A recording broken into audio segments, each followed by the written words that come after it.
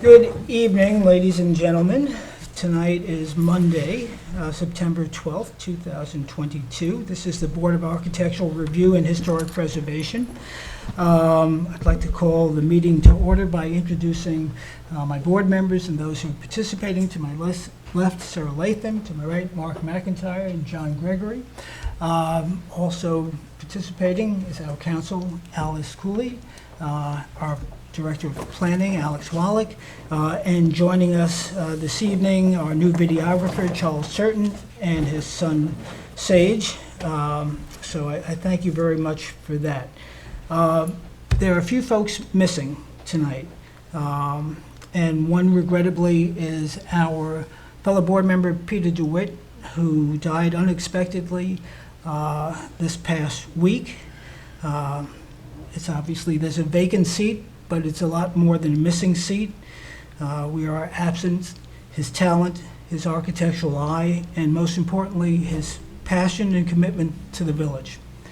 And applying that eye to fostering good current design as well as preserving history and maintaining the character and beauty of the village we all love. I often speak about the balance between individual wishes and community responsibilities. I was struck by Peter's untimely death as a reminder that we are just passing through. And during that time, we are tenants on the earth and on this ground.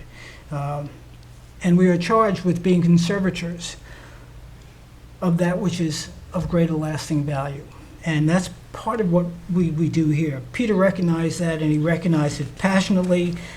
He expressed it vocally, with passion, and it also makes me a little bit philosophical in terms of what's of value.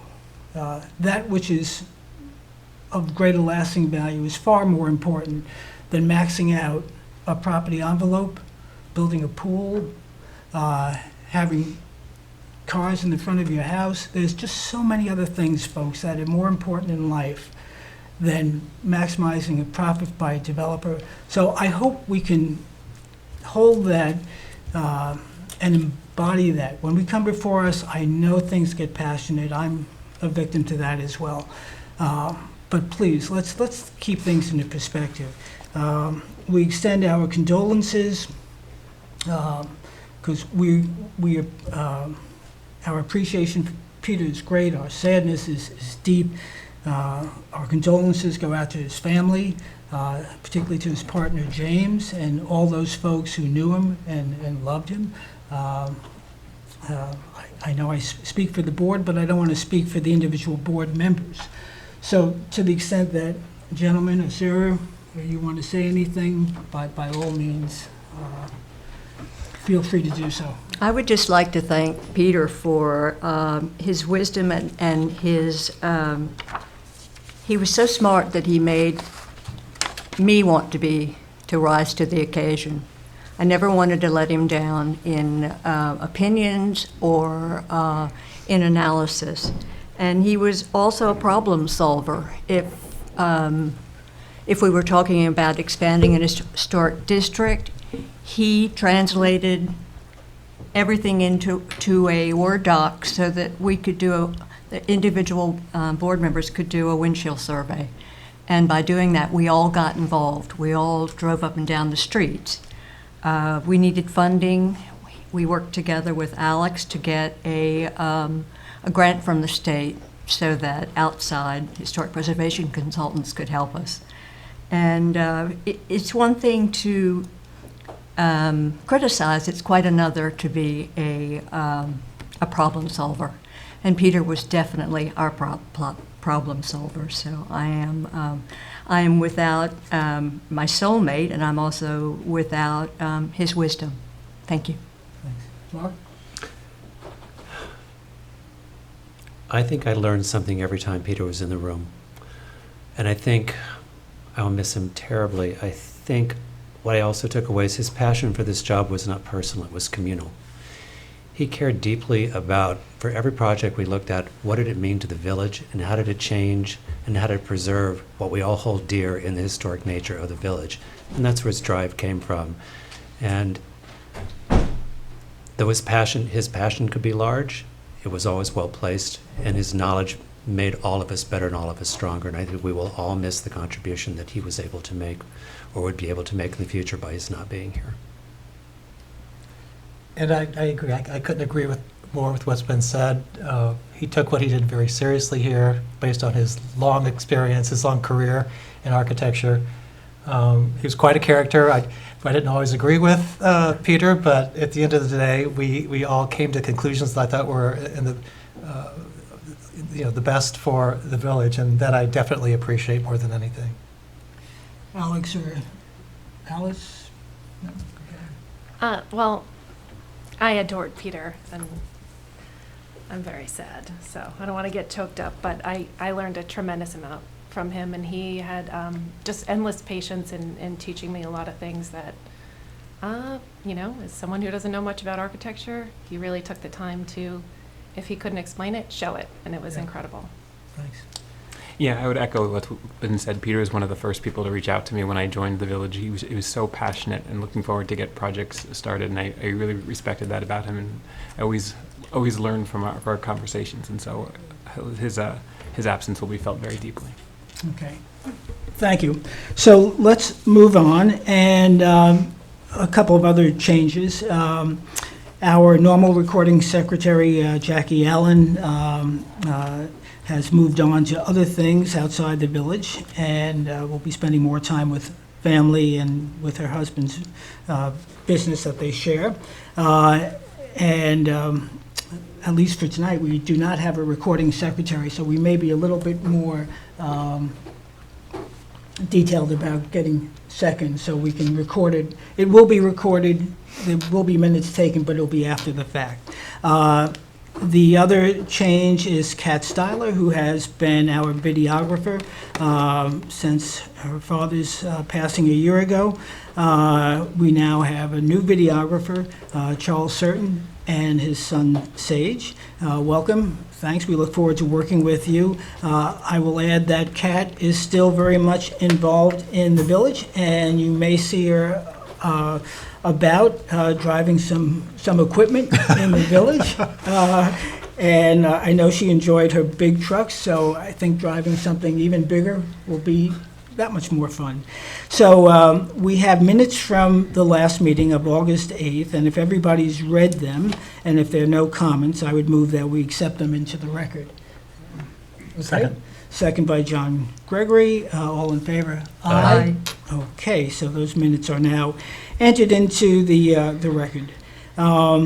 We have a written decision prepared by council. Alice, do you want to summarize that? Sure. This is for Anthony and Deborah Celebre.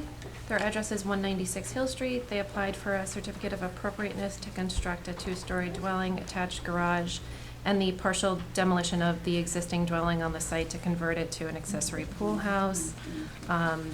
This design was traditional with red cedar shingle, a cedar roof, and white trim. The board appreciated the overall design, and after several changes, found the design to be appropriate. Okay, so does anybody have any comments, discussion? All right, if not, I will move that we accept the written decision as prepared by council for Anthony and Deborah Celebrate at 196 Hill Street. Is there a second on that? Second. Second by Mark. All in favor? Aye.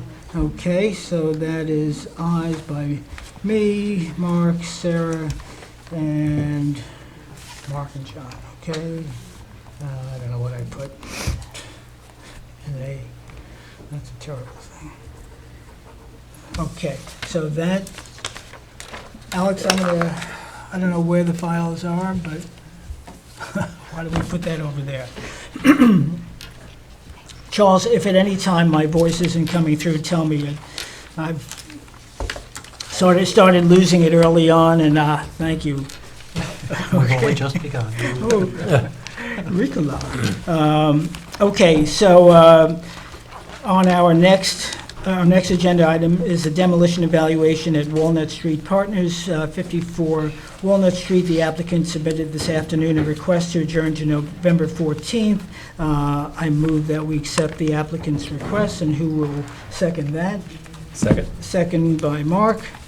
And all in favor? Aye. Okay, second Mark, okay. Okay, so now we move on to the three public hearings regarding historic properties. There's one carryover at 1 Hampton Road, JNH. I don't know if there's anybody here representing that or what the status is. I did hear Alex? from the applicant today, and they did request an adjournment to the October meeting. To October, okay. Which, by the way, we will discuss at the end as to whether or not we have 2 meetings in October or 1, and what date we might have those. So, okay, so I move that we accept the applicant's request to the first meeting, Or, right now, the one that would remain would be October 24th. October 24th. Okay, okay. The applicant's request for an adjournment to October 24th. Okay, do I have a second on that? Second by John Gregory. All in favor? Aye. Aye, okay, great. Second, John, okay. Okay, next, Jill and Richard Blanchard at 55 First Neck Lane to demolish and reconstruct an enclosed porch. Is the applicant, that wasn't, Lisa, I know that was your project. It was, I asked for it to be adjourned. Yes, Oh. that we did receive a request for adjournment as well. Okay, and was it for a specific date or the next hearing? The next hearing is fine. Okay, so I move that we accept the applicant's request to adjourn to our next meeting. Do I have a second on that? Second by Mark. All in favor? Aye. Aye, okay, so next meeting adjourned. Okay, great. We'll keep up at this rate, everybody will be home for an early dinner, but I don't think that's going to happen. Okay, folks, so the third and final in the historic district is 92 Post Crossing LLC at, not surprisingly, 92 Post Crossing. And this is to relocate and alter a detached garage. This is a new application. This- The oh, thank affidavits you are for in order. reminding me. Okay, you've got all the affidavits in order. Thank you, Alice. Jeff, tell us, introduce yourself. Hi, I'm Jeffrey Gibbons, architect for the client for 92 Post Crossing LLC. There is an existing barn that has been on the property for a long time, although exactly when it arrived is a little mysterious. It wasn't on the oldest maps, but it did appear in the early 20th century. It is in pretty bad shape right now. It's probably on its way to collapsing. And the owner would like to rehabilitate it. We were told by the building department that we should move it to conform to existing setbacks. So we offered to do that. We're going to be building a new slab foundation underneath it. It's basically going to have to be taken down and rebuilt because there's a lot of rot, there's a lot of parts that need to be replaced, and we are going to replace it in kind, except for the addition of the doors into the building. We're not using the barn doors because they're on the side. We're using glass doors, in French doors into the front. And I think you all have. Yeah, anything, this is for everybody's benefit. If you're presenting any pictures that are not on the screen already or that Alex has on the website, place them on the table facing towards us. Thanks, Jeff. Okay, and then Charles and Sage, can you pick that up? Were these included in our package? I've got, let's see, hold on, you have the second page, yeah. Yeah, okay. Okay. there are several windows that are existing, but not in good shape. So we would like to rebuild those windows. This is one of them, this one here on the far side, which is the back. There is one in the front where we're putting the doors. The client wants to seal off leave the barn doors, but to seal them off, and have more light into the space because they want to use it like a pool house or a little cottage to write in. Mhm. But everything else about it would be the same as what exists now, only new. So, is that it? Okay, thanks. So I'm going to let Sarah begin on this, because you've had the most recent involvement with the barn restoration, which included quite an extensive inventory of materials and the like. Yeah, I think a thorough analysis of it should be made. I realize that it might not have been at the same time as the resource in the back, but, I mean, in facing post-crossing. But I think that maybe a look-see by Sally Spangberg to just to see when it actually shows up, to make certain that Right. it is a contributing building or not. Mhm. We just finished a presentation by a group that's going to be undertaking a windshield survey and a proposed historic district information. And one thing that Karen Kennedy stated was that once a building is moved, it loses its contributing status. I'm moving it 5 feet. It doesn't matter, Yeah. moving is moving. Right. So. I have a letter from the neighbor the Oh, mo- right. No, who is so- happy yeah, so, that it's being so, moved away. Jeff, It so- okay, so we're not going to get into an argument about this. No, I don't. What we're going to do, Jeff, is we're going to let the board speak, and then I might offer a summary comment, and then you will have a chance to rebut, as well as the public will have a Okay. chance. So let's, Moving is moving, and it doesn't matter. We've been through this on Elm Street with a resource in an historic district the way this is, and it doesn't matter whether you move it 4 feet forward or 4 feet back. It's moving, and that totally destroys the possibility of being a contributing structure. And we're losing outbuildings right and left just because they're inconvenient. The letter that I read talked about animals being. I opened the door to the barn, and it was clearly not infested by animals. And in fact, I understand that they have a puppy, and the puppy would take care of the animals anyway. So I think that further information needs to be gathered before we talk about this, and an inventory of what's actually historic, because replication is not really where we want to go. Everything that can be retained should be retained, but I think that a look-see by our historic preservation consultant would be a very good idea. And who is when- that? With the house on. Sally Spangberg. Right. With the house on Wickapog, the barn on Wickapog, was there not an engineer that went out as well, or was that? No, I think that It was Sally? I think Okay. Sally's eyeballing would be wise Yeah. before we really consider Yeah. anything. Mark and John? I had one question. You said you were moving it because you were told it had to be moved to be conforming? Yeah, If I it's was a told by if it's a the building pre-existing inspector. non-conforming structure, why would it have to be moved? Well, first of all, Uh, there's a practical reason. Yeah, okay, I'm sorry. So my question was, my understanding is that if it's it's a historic structure that's pre-existing non-conforming and it's being renovated in place, that I don't know that it would need to be moved. Right. How do you get a foundation underneath it? Well, you move it up, but you move don't it up move and it replace the sideways. foundation, but it doesn't necessarily have to be moved. And what about all the Sir, rotten let us materials? finish, and then we'll come back to you. So that would be my question. Yeah. That would be my understanding as well. I'd want to confirm with the building inspector. If it was considered to being replaced, they may have said if it's a replacement structure, it should be in a conforming location. But my understanding about repair in kind in place, that the non-conforming setbacks could remain. Okay, because based on the drawings, it looks like the same as the original structure, just repaired. Right. Which Yeah. would make it non-conforming but pre-existing.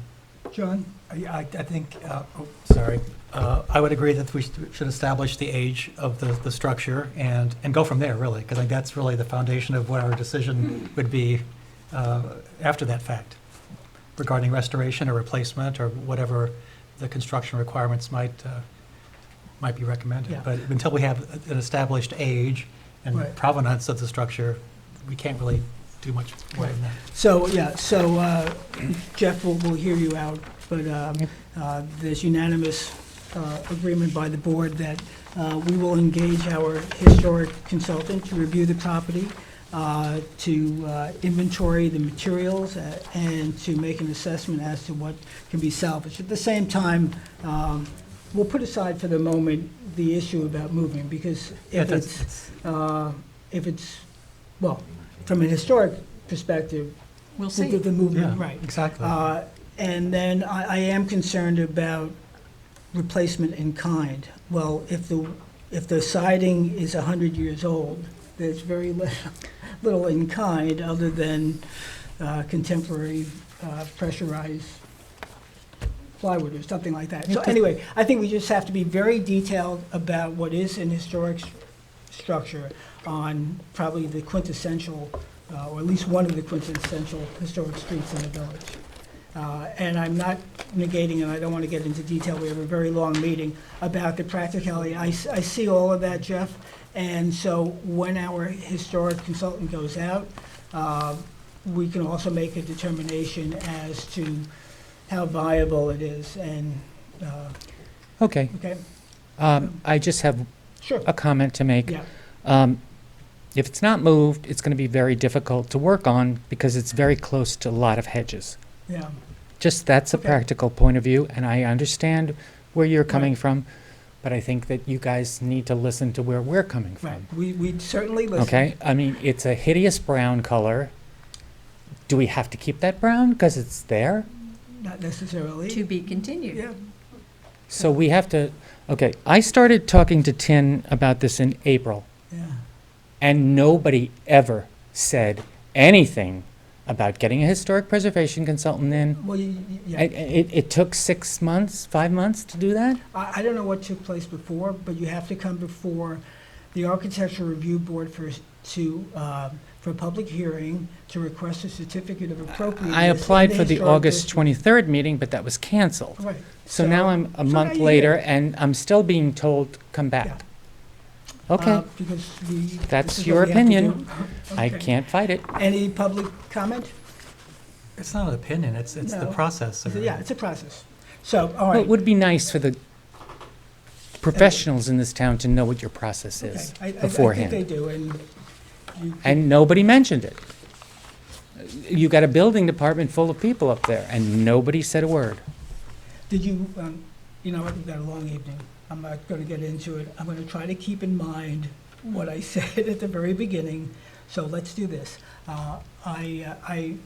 Inasmuch as the file is incomplete until such time as we have the response back from our historian, which we will, Alex, you'll send a note out to Sally tomorrow. Sure. Requesting her to do a full assessment. And depending on her schedule, we might have that in time in a couple of weeks. It might be 2 sessions after that, but we'll do our best, Jeff. Okay. I move that we adjourn at the chair's request to complete the file. Do I have a second on that? Mark? Second. Okay, all in favor? Aye. One more question. If it was not complete, why was it accepted? It was not complete. No, this is, The board determines completeness right. at the board level. So Right. that's, often you. And they've can- had you it can for sub- 3 you weeks. can- They could have I let somebody understand. know. Can you let me finish, please? I can. So you can submit an application. I the can't say a board- word without being told to shut up. Okay, I'll just stop talking. Okay. Jeff, All right. all right, so we'll have the historic consultant do it, and we'll do it as expeditiously I don't as think this is- possible.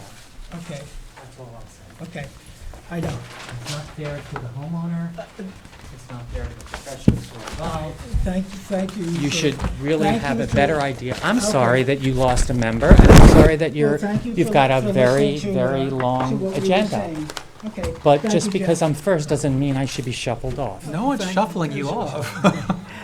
Ladies and gentlemen, Jeff, thank you very much. You will take care of This application, We'll refer to Sally. thank you, Jeff. Thank you.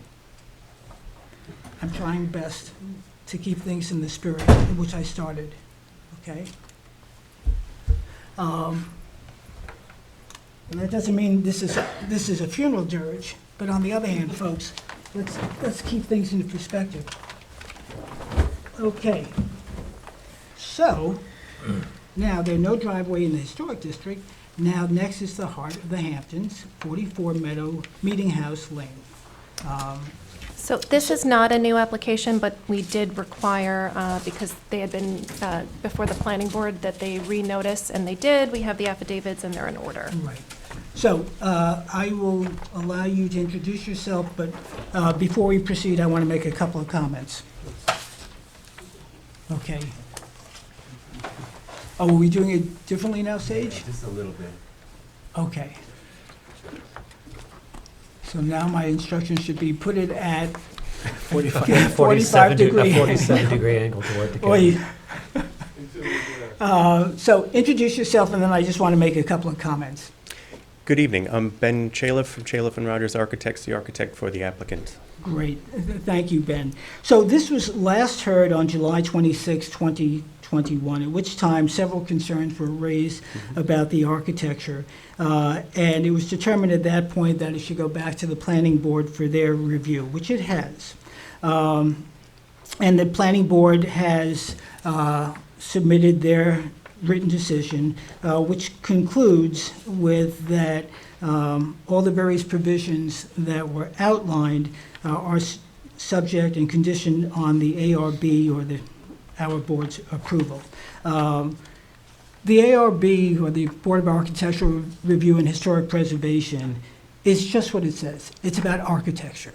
It's not about use, okay? It's not about appropriateness of that use in that location. So this evening, or the interior space. So this evening, I'm going to ask that you, Ben, and that any of the public that have comments restrict their discussion to architecture. I will not waste this board's time on past history regarding applications before other boards. This board has its own code and will abide by that, and it's strictly and specifically related to architecture. So Ben, and we know the value of the heart of the Hamptons. We don't have to go into that. We know the use that was designated by the trustees and the planning board. We don't have to go into that. Let's just talk about architecture. Okay? Agreed. And if you could keep it to 5 minutes, that would be good. And for the public, 3 minutes, just the way the trustees do it for comments, okay? Thank you. Thank you. I will refer to our prior meeting in just one brief instance, just to say that it hasn't changed significantly, I think, since you've seen it last. So I won't go through every proposed piece of work. I could just kind of talk about the big picture here, Okay. if that's acceptable. And then if you have more questions, I'm sure I can answer them. The majority of the exterior, this is an existing building, obviously, at 44 Meeting House Lane. That was an ambulance barn. For those that don't know, it was purpose-built as an ambulance barn. It's owned by the village, and the applicant is Heart of the Hamptons, which is the food pantry, which is proposing to modify it to better suit their needs and to also make it a bit of a better-looking building on the outside. The brick will remain as is, except for the few window and door openings that are being modified, and we will match the existing brick the best we can. All the existing trim is wood in various states of repair. The existing windows are wood in generally a poor state of repair with muntins between the glass. So we're proposing all new windows and doors in a white aluminum finish with a muntin pattern that's shown in the elevations. but generally they are 6/6, I believe, for the double hungs, and the rough same size for the casements and awnings that are being proposed in the one minor addition, which is entirely within the second floor, entirely within a dormer facing east, below the existing roof line, to be clad in some kind of clapboard. It very well may be a nickel gap, but nonetheless a horizontal siding. Not in wood, but we're looking at using boral. This is not the historic district, so I don't think we need to be in wood. And for the benefit of the maintenance and for the client, the best material, to my recommendation, is actually not wood. But it would be painted white as well to match the trim, which would also be boral, in roughly the same configuration that it is existing. And the roofing would be replaced with a gray pewter asphalt shingle. One of the existing ambulance garage doors that faces Meeting House Lane would be filled in with those two awning windows. That's on the western side. And the eastern one would be replaced with a new, also white aluminum clad, but emulating wood, not with grain, but smooth finished carriage door style overhead door. I think that's the majority of the work to the exterior, so. Mhm. And then I also noticed that there seems to be this light structure, Yes, so freestanding structure. that's the proposed dumpster enclosure. That was the agreed upon location as per the planning board and the hearings there. I believe that's already been permitted by the building department, because that's, Again, 19 of the planning board, yes, I see where they permit it, but it's also, the approval is conditioned upon the applicant obtaining approval from the Board of Architectural Review. So just Okay. like anything that comes before us, mhm, it may meet within the code mhm. in terms of the parameters. And what I've often said before is that defines what could be built. Mhm. This board is to use its judgment into what should be built. Very good. Right, Okay. so that would be a matching boral smooth finish, also in white as the enclosure. Minimum, I believe it's a 5-foot, roughly 6-foot square and 5-foot high enclosure to be screened with landscaping, as would the west-facing door of the building, screened with landscaping. They are proposing to plant, as you may see on the site plan, an additional row of large evergreens between the eastern, at the eastern property line, but west of the existing ones, so so there would be a double wall. And there's my 5 minutes. And so that's your I'll 5 minutes, okay. tap out. So I'm going to just, thank you, Ben, I appreciate that. Let me turn it over to my board members. John, we'll start with you. Thank you. I only have a few comments. First of all, that the signage that you're showing under the window and under the eave, that would be a separate request, so that's, can't be a part of this approval, just so you know. Okay. Because that placement would be of issue. So we'll put that aside. The only comment I have is the shed dormer, and this was the same comment I had when it was first proposed, like a couple of months ago, wasn't it? Maybe No, like it was last year. July, Year. last year. That I think it should be moved to the west-facing side of the building, so it doesn't cause any privacy issues for the residents that's on the adjoining property. I'm not sure about the skylights either, but my main issue is the shed dormer should be moved to the west side of the property. Mark? I had the same comment, because I actually think that was our comment when we looked at it before. because if you put it to the west side, it faces the church and it faces away from the residential neighbor. Mhm. So I think that's more friendly to the neighborhood, to the residential side of this building, and also probably better from a privacy concern. And my other question was the freezer. One of the questions that we had is the location of the freezer going to be a noise hazard for the neighbor because it's this Mhm. close to the neighbor's property line. Mhm. So did you look at any other locations for that exterior freezer? We looked at numerous locations for the outdoor walk-in fridge freezer, and its current proposed location was the one that was agreed upon to be best, and as a solution for the noise, That was Which- me, sorry. the compressor will be remote located inside an attic space of the building. So as far as compressor noise, it will be as minimal as possible. That was a condition of the planning board Right. approval. Okay. Okay. Okay. Sarah? Burrell is certainly a better material than plastic, but I wonder if wood would not be a better solution, above all for the dumpster area protection. If it's actually a walk-in freezer.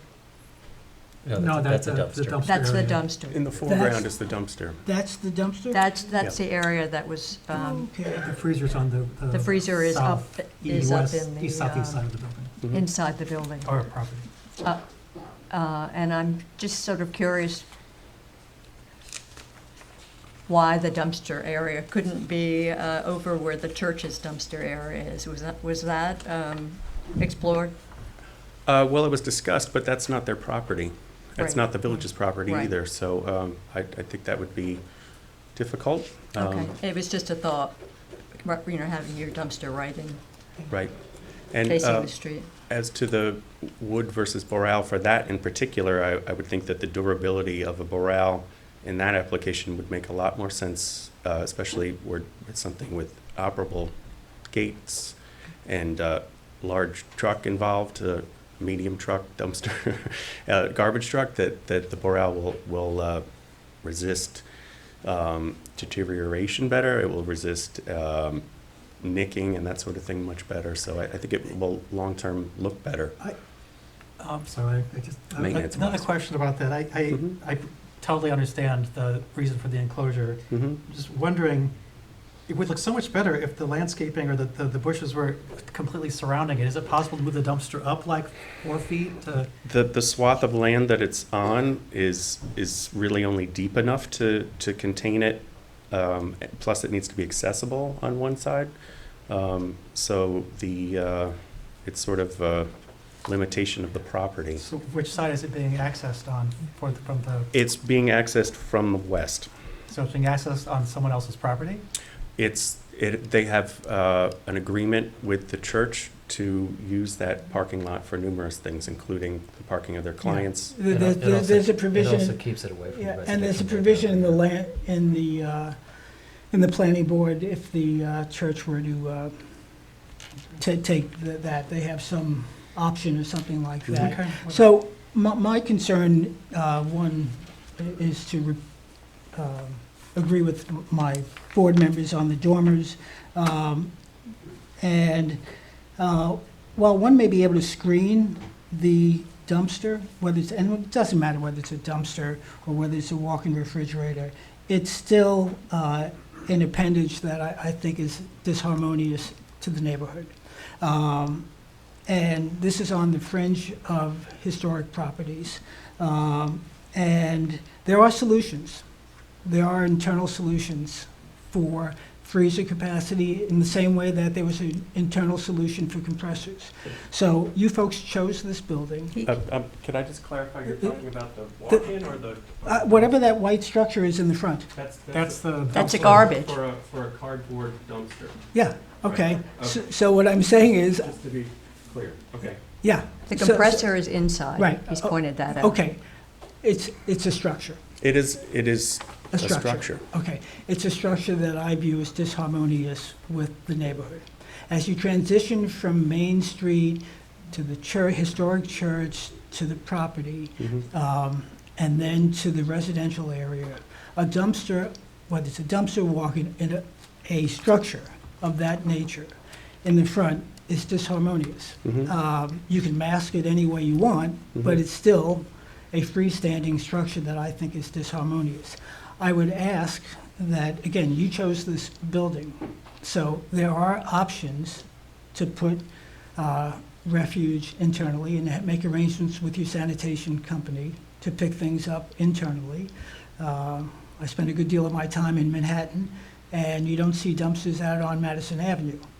So, and there are restaurateurs who, in certain areas, very much, suburban or not, accommodate by putting those facilities internal. So, I would not vote to approve that as it currently stands and exists, no matter how you screen it, whether it's Burrell or wood. So I would ask that you consider some sort of internal solution. And then, again, the dormers were the other big thing that was a carryover from the last meeting. So I'll turn it, you can rebut Thank you. some of that, and then we'll open it up to public comment. Sure. So as far as the dumpster goes, we looked at alternate locations, including the east side of the building, but recessed from the facade where there's currently paving. I believe there was an additional parking spot there that the ambulance used. So that was my first proposed location because I thought that it was the most out of the way. But after speaking directly with the neighbor to the east, which we've done throughout this process, by the way, and I know they had issue with the dormer to begin with, they had issue with the walk-in to begin with, but they've been very accommodating in speaking with us, and what I think you guys like to see, neighbor and applicant working together to Right. reach a common solution. So it's my understanding that is what we achieved, and that the neighbor to the east, didn't really like having the dumpster close to her property. Again, this is really just for cardboard. There's no food waste in this dumpster, but so we reached a location that seemed to be more amicable. And then as far as the dormer goes, it's staying, well, first of all, it's in a conforming location as far as the sky plane goes. If it was on the west side of the building, it would not be conforming. It would need a variance. It would be well outside the 45-degree sky plane. So on the eastern side, it's lower than the ridge anyway. So it's within the scale of the building.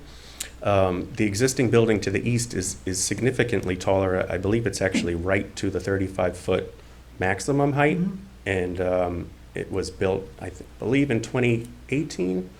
Or thereabouts, it was completed. It's about thereabouts, yeah. So this building dates from 1970, and so they had the opportunity to adjust to this building when they built their building, but they chose to build right to the 35 feet, and even that wasn't quite tall enough because they have to flatten the roof. So in terms of scale and appropriateness, I think the dormer where we're proposing it is totally correct for the building. And the scale of the neighborhood. I might argue that lots of other buildings in the neighborhood are way out of scale, but that's not what we're talking about today. So in terms of the appropriateness of what side it's on, this makes the most sense as far as we're concerned. Again, we've spoken to the neighbor. They have, the organization has very regular daytime hours. So as far as privacy goes, they will not be occupying the building at night. They're usually done by 5 p.m. And they are offering and proposing an additional row of screening. The arborvitae that are there currently are well north of already 18 to 20 feet. And the house to the east somehow also benefits from a higher topography as well. So Ben, we do very much listen to the neighbors, and we like when neighbors can work together. This board, at the same time, has to make its judgment based on the code. It also does so in recognition and our responsibility to the community. Neighbors change, buildings change. Now, in terms of what's compatible to one neighbor may not be compatible to the next, or necessarily in the best interest of the village.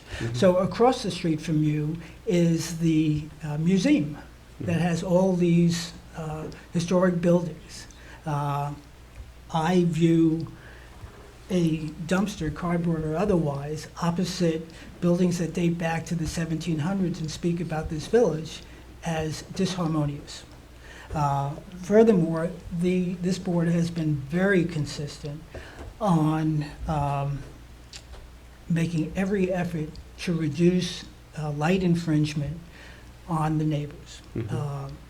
And while we don't look to create the need for variance, we have one of two options, which may or may not determine whether you choose to go for a variance, but it's either to accept or reject or deny the application. So based on the consensus of the board, I would say right now, if you choose to leave the dormer on that side, you would not, you would be looking at a denial rather than an approval. So that's something for you to weigh. And then as far as the dumpster in the front, I really wish you would think about alternatives to that. And whether it's wood or not, I don't know, that we can discuss that. So let me, go ahead, Sarah. No, just clearly, if it's not painted a white, it might drop out in the current location. I think since it's white, it really does stand out. Well, if the waste is only cardboard, it could be housed internally on that garage door and removed as needed. If you'd prefer a natural wood for that No, dumpster We're enclosure. saying, you need 3 votes. Mhm. You've got 2 people right now saying, at least I think I hear John saying, that if it's cardboard, and even if it wasn't cardboard, even if it was compostable waste, Mhm. it doesn't have to go outside. And now that you mentioned, Ben, multiple Well, times, actually, that, it- Ben, that it's it does.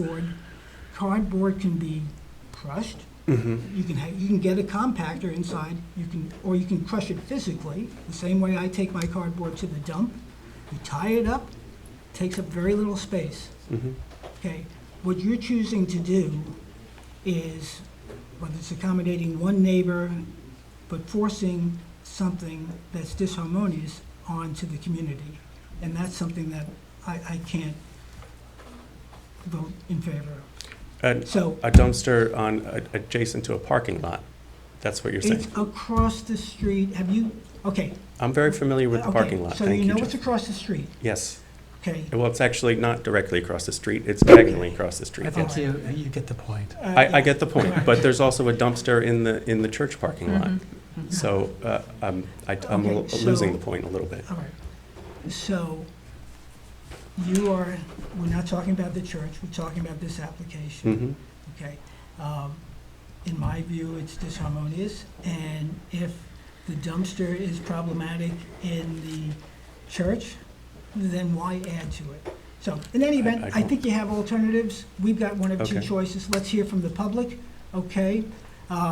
So Ben, you can take a Okay, seat. thank you. We'll hear from the public. And those from the public, if you can again speak only to architecture, and if you can restrict or limit your time to 3 minutes, then we're not going to get home for an early dinner, but at least, you know, okay?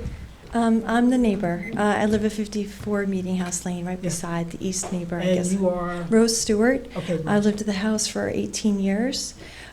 We renovated very begrudgingly because we had more kids, so we have 4 children. And I'm here tonight just to thank you very much, Mr. Gregory and others, to consider the dormer situation. Even though it does slant down, those windows will face east, and we've had a hard summer, and I planted some trees there, and I'm giving them Gatorade and everything I can to keep those trees going, because I know we're going to have the heart of the Hamptons, but I don't know how long they're going to last, and once those dormers are there, that pretty much goes right into our home. Despite the height and all that, we've got our boys' bathroom right there, and those windows are right there. And I also have a 14-year-old who doesn't close shades, and I just think the privacy would be a huge factor for our family. I think the dumpster consideration, I'm happy that they did move it away from where we are on the east side of the property. Again, I don't know what is the better solution to all that for the heart of the Hamptons, but the church does have that dumpster behind their church and behind gates, and it's away from everything. And I think that the garbage dump was moved to where it is now because of the fire marshal. I didn't agree to where it should be placed. It's not my position, but I did ask for it not to be right on the property line between the two homes, structures. And thanks so much. That was all I needed to say. Thank you. Thanks. Okay. You raise a thought. If there's a dumpster there, and if there's already some sort of compatible relationship with the church, maybe you guys should share that existing dumpster. I'm sure the church wouldn't mind somebody defraying their cost. Okay, any more public comments? Okay, yes, sir. Step up to the podium, tell us who you are. Good evening, Mr. Chairman, members of the board. My name is Anton Borovina. I'm an attorney. My law office is in Melville, New York. I really am here, frankly, to introduce the next speaker with the chairman's permission, Steve Jones, who himself has been was the former chairman of the Suffolk County Planning Commission, served on planning boards, to give our thoughts. I represent neighbors who do have objections, frankly, along the very lines that this board just mentioned. Mr. Jones would like to share his views with you in your consideration of the proposal. And that's all. Any balance of my time, I ask if it could just be added to his. He shouldn't be talking very long, but we do want to respect the 3-minute rule. Okay. Mr. Borovina, can you remind us who you represent? I'm sorry, what? Can you remind us who you represent? Yes, I represent. Bear with me. Joanne Hale, 52 Meeting House Lane. Helene Fagan, 81 South Main Street. Excuse me, 32 South Main Street. Okay, and Jim McFarlane. Okay. And his address, please? I'm sorry, what? The last address. His address? Oh, the address is, I think it's 81, I have it here, 81 Wyandanch, I think, bear with me. 81 Wyandanch Lane. Okay, thank you. Thank you. Okay, great. My address is 51 Meeting House Lane, Joanne Hale. Oh, Joe, I'm sorry, I stand corrected. Thank you, thank you. Okay. So, Steve, introduce yourself, but I'm going to hold you to, no, not so much the time, because you've got a minute from Anton's time, about a minute and a half. And look, we're not real sticklers about that, but we do want to be expeditious. But I do ask, when Anton mentioned the planning board, we're beyond that. So I understand. Architecture and architecture I only. understand. Okay, go. Okay, Stephen Jones, 188 South Ocean Avenue, Bayport, collaborating with Anton Borovina with regard to the neighbors. I'm asking you to think of this as an opportunity for yourselves. The existing building, we know, is not going to win any architecture awards anytime soon. So you have an opportunity to take a municipal building and make it look a lot nicer than it is. Two points I want to talk about: the dormer location, which has already been talked about, and the freezer location. With respect to the dormer location, you have the opportunity to improve the public view shed, which is people walking down the street toward the east, walking down Meeting House Lane and seeing the west roof plane. So you have an opportunity to move the dormer over to the west roof plane and make the building look really nice. Fenestration on the second floor, the same as the first floor. Great opportunities there to make the building look a lot nicer. The skylights that are there now, maybe they're there because there's a sky plane issue, and there's only enough room to bump up with skylights. I think this can be readily taken care of. It's not the fault of the Heart of the Hamptons that there's a 5.5-foot side yard on that side, and I think that can be readily taken care of.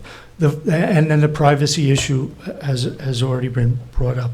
The other thing I would suggest is that putting the dormer on the west side facing the parking lot, you have great opportunity for second floor surveillance of the parking lot, because as you read the planning board thing, there's going to be a lot of stuff happening in the parking lot. So this is an opportunity to have the dormer over there and be able to see the whole parking lot and what's going on there. Freezer, That's the left, that's Anton, so you. freezer you can keep on location, talking. 2 seconds, freezer location. There's Sorry, been I gotta figure this no, out, Steve. there's been no arguments made that the refrigerator freezer can't go inside. Haven't heard any arguments with that. The compressor is now inside the building. Bring the refrigerator inside the building, like any restaurant would have it, like any food storage place would have it. Bring the refrigerator itself inside the building. If they make a cogent argument and they say to you, we can't have it inside the building, it takes up floor space, whatever, at least look at the south elevation of the building, swing the thing around, stick it onto the south elevation of the building. Now you have it over where the deliveries have to be, which is on the east side of the parking lot. Right now, they'd have to schlep everything around to the east side, which is where it's located. So I think a location inside the building is best. If that can't be done, have it on the south elevation, which with 2 doors, one outside door for deliveries, one inside door for repackaging. I think it could work out very well. So I'm just suggesting that you look at it as an opportunity, Okay. and I hope you'll do the right. I'm sure you'll do the right thing. Thank you. Thanks, you have faith in us. Okay, any other public comment? Okay, so Ben, oh, I'm sorry. I'm Kim Allen. I live at 39 Potato Field Lane, and you're probably saying, why are you standing up here? You don't live on Meeting House Lane. Well, I did for 25 years, and I have an interest in Meeting House Lane because I'm moving back there. But I also have an interest there now, so I have standing.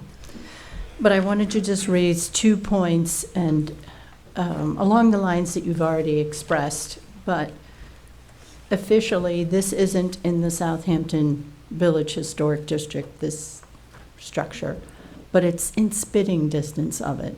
I mean, it sits right on the edge of the historic district. And what's really concerning to me is every single document that this village has produced for the last 20 years, including the original master plan, the new master plan, the architectural design guidelines, all talk about the gem of Meeting House Lane.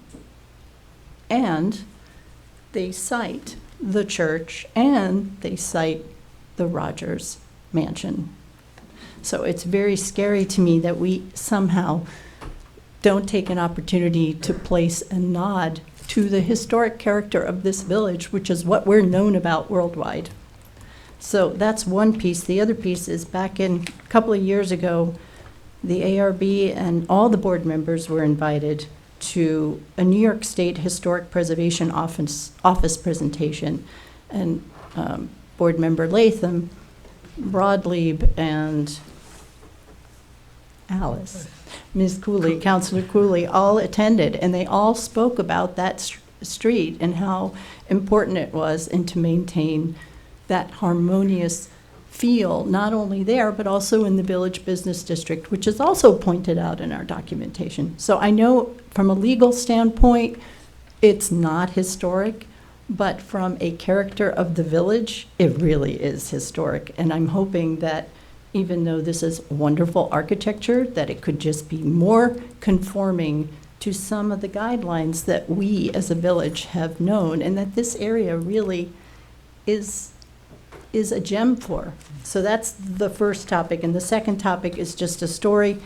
One of my friends just reported to me that she was in upstate New York, not that far, an hour and a half, I think, north of the city, and a huge wave of insects descended upon one of her trees and ate every single leaf within a 20-minute period. It was something out of, the First Testament. The Old And- Testament. The Old Testament. And I just think that an internal solution would be wonderful because it is a gateway to our village. It is one of our busiest street corners.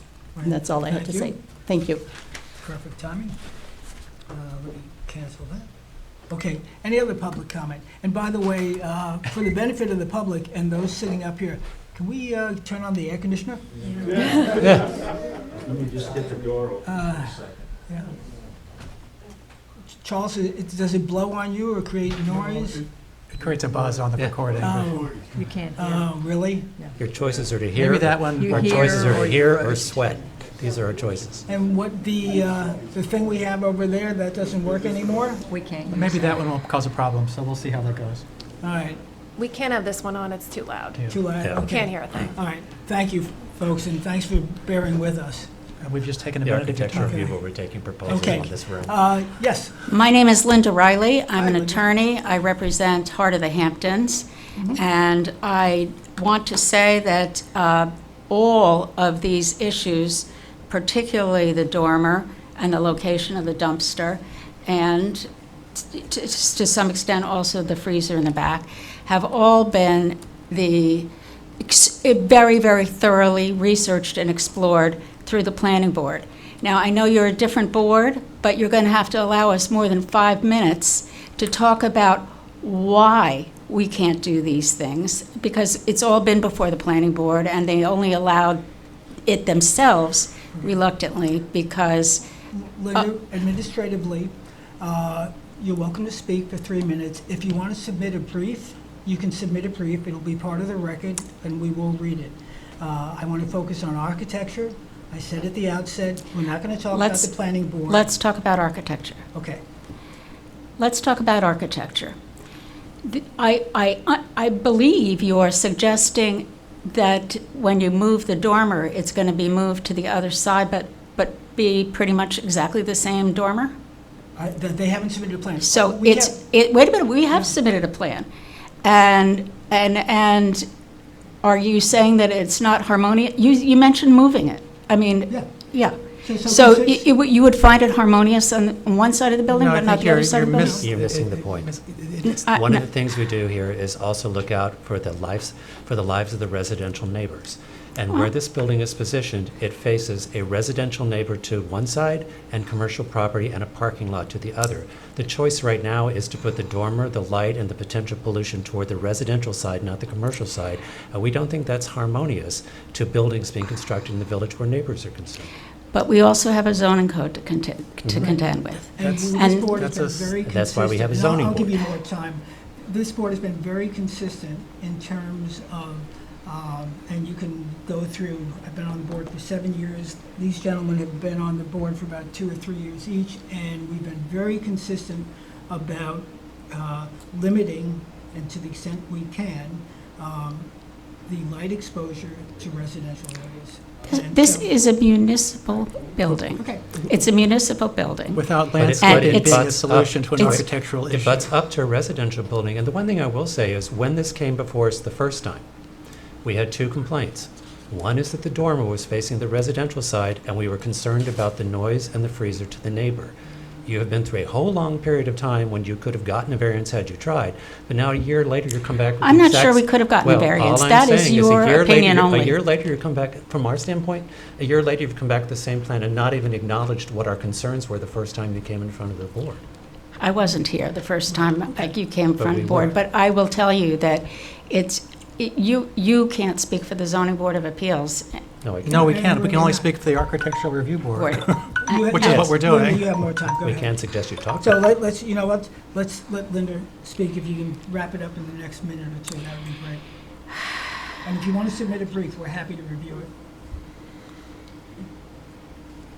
it. I'll submit something. Okay? Will you give it more than 5 minutes? Yeah, sure. Thank you. I mean, we're going to read it, so it's going to take more time. I'm slow reading. Sorry, I wish I had a drink of your water there. Jim McFarland, Wine Dance Lane's my residence. And before you time me, I wanted to say something about Peter DeWitt. Over 20 years ago, I worked with him on devising a plan for the Fiore Farm, corner of Wickapog and Old Town. And Peter developed a absolutely brilliant plan for the development of that area, which was ignored by the developer. But from that day forward, I always knew I was dealing with someone of superior intelligence and capability of thinking outside the box. Now, I also worked with Chalif and Rogers when they designed a change to this building, and I supported them vigorously. And when I saw the first plans that they ginned up for this particular project, by placing a solid structure in the setback on the eastern side, I thought, what the hell are these guys thinking? They don't understand the setbacks? And Mr. Chalif stood here and told you that he had input from the neighbors. Well, I'd like to know which neighbor. There's a whole bunch of them here tonight. Raise your hand if you Can you had please address your comments to the board? contact with Mr. Chalif about this project. This project has never been brought to the neighbors for one single second. And now, back to the project itself, which is architecture. The trash can should be inside the front. The front should stay the same, the side should stay the same, and if we have to live with a dormer, okay, let's throw it on the west side, and if we have to have additional space, they already have 2,278 square feet on the other side, of which they are using 525 for stairs and all sorts of gewgaws like a huge elevator. Do you have an elevator in your two-story house? I don't think they need an elevator, and they certainly don't need all that space. So I'm certainly a friend of trying to help the people in need, but I think that here architecturally, I'm hoping that you guys stick to exactly what you've always said you do, and you've always been excellent at it. Thank you very much. Very good time. I might say, and I'm speaking on things I don't really know, but my guess would be, if it's open to the public, it might be subject to ADA requirements. So, hence the need, potentially the need for an elevator. Any more public comments? Hi, I'm Molly Bishop, 129 Woolley Street. Okay. Also the Executive Director of Heart of the Hamptons. Hello. Thank you so much for having us back. Mhm. It has been 13 months since we first came to you. Just to address... Sorry. You can lower the mic, too. Sure. Thank you. The issue with the dormer was discussed with Ms. Cooley and our attorney, and we were advised that we were not eligible at all for a variance because we could accommodate the dormer within our own building setbacks on the eastern side. I never said that. Yes, we were on a Zoom call with you, and I'm not capable of making that type of determination. you said that you would advise the board the same, that we would not be eligible for a variance based on the fact that we could accommodate it on I said the other planning side. board couldn't require you to ask for a variance. That's not the same as eligible. I just want to be clear. Okay. We also understand, if you went to the planning board hearing that we had on July 18th and you looked at the video, the minutes are not available, but the neighbor, Ms. Stewart, that spoke before, did speak in support of all of the changes that have been made to the site plan, and she said that she appreciated us keeping the existing tree there to shade the dormer from her house, and she appreciated us listening to her concerns and moving the compressor as well as the dumpster, and that at that point she had no issue with our site plan application going forward. I do understand that you could make it a condition that any plantings are maintained in perpetuity. We would be perfectly happy to do that for any plantings that you would like to see. We are open to any additional screening on any aspect of the site. We do have an agreement from the church that we could partner with them to use their dumpster, but we, thought it was appropriate to accommodate that on our own property. I would also say that we do have the full support of the Historical Museum, their board, the Board of Trustees of the church. We have letters of support that have been submitted to to the building department. I'm not sure if they've made it. We have so many files up in the building department. Not sure that they've made it. And I'd like to remind the board too that we are keeping the building almost identical to what it looks like right now, but bringing it up to something that can accommodate people all year round. Right now, it is really just a garage that has been left in total disrepair. It is owned by the village.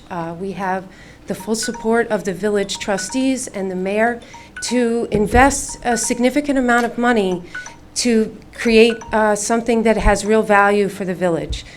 So we have committed to the village that we would invest in expanding the square footage to include second-story office space.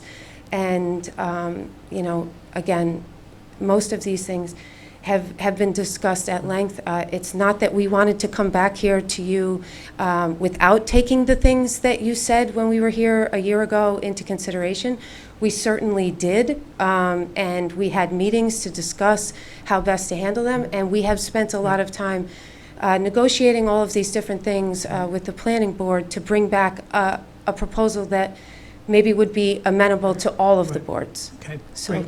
thank you. You. So we appreciate your commitment to the village, and likewise, we have a commitment to the village. Sure. As I've said, and as is part of all the Suffolk County boards are required to do, or at least we listen to neighbors, but at the end of the day, it's these board members that make the determination, which again is one of two things: either accept, approve, or deny. Mhm. And there have been a number of concerns that have been raised, and I think you and Ben would be wise to take that to heart.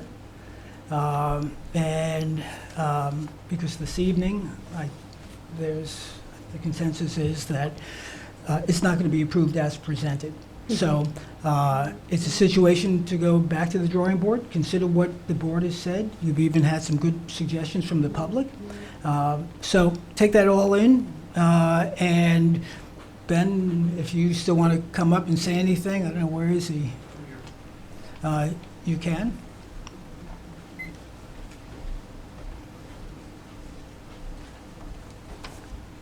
I would just ask that I get a little more clarification from you on your comments about the dormer in particular, Okay. and why So it would be better architecturally on the west side. I think in this particular case, again, the board has been very consistent about discouraging the creation of additional light to neighboring residents. Right, and to that point. Right, and let me just finish, Ben.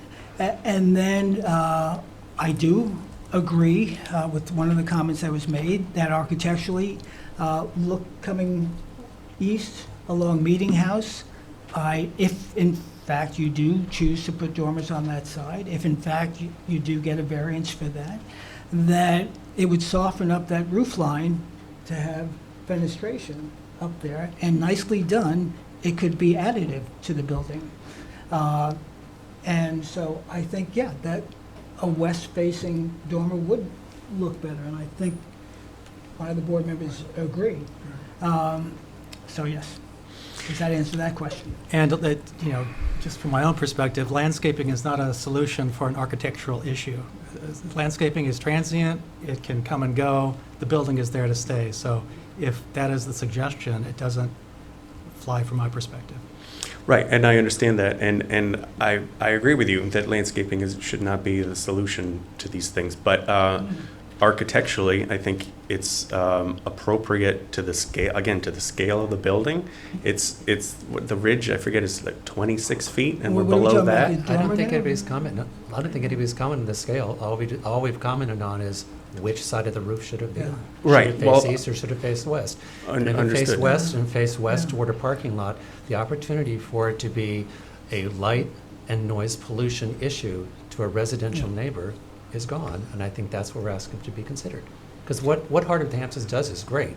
The question was, is this solution for this building also the best solution for the neighbors in the village of Southampton? And that's what we're taking into consideration. I And understand. the dumpster issue has essentially been solved by the cooperation of the church, which you've already said is willing to work with you on that, the use of the dumpster. So that's one out of the way already. The only remaining issue is the freezer itself, the placement, the noise, and if that's something that could be placed on the interior of the building, it should be done. Since we didn't speak about that, I didn't realize that you had objection to the location of the freezer once I told you that the noise is really a non-issue.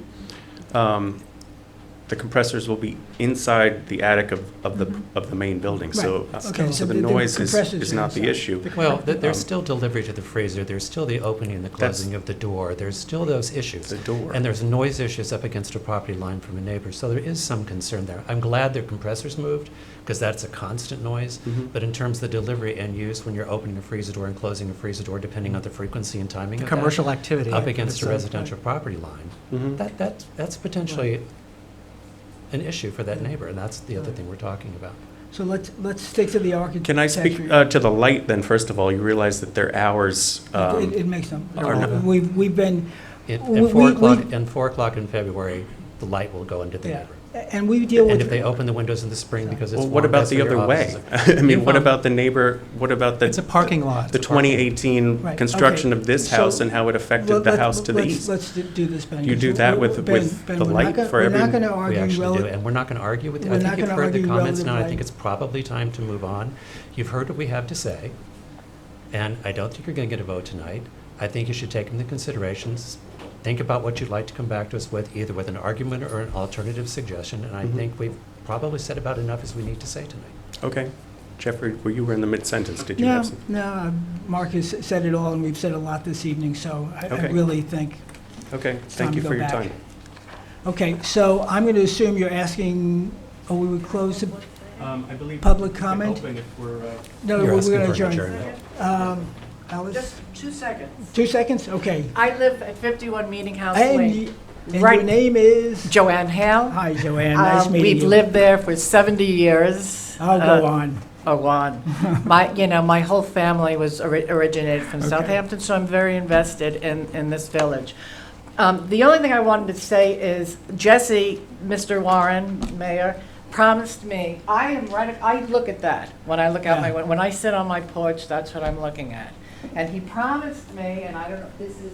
In the In mic. the You mic, gotta come stay on. on the Yeah, mic. yeah, yeah. See that? You got to stay on the mic. Oh. Everybody needs to See hear that you. grass piece there?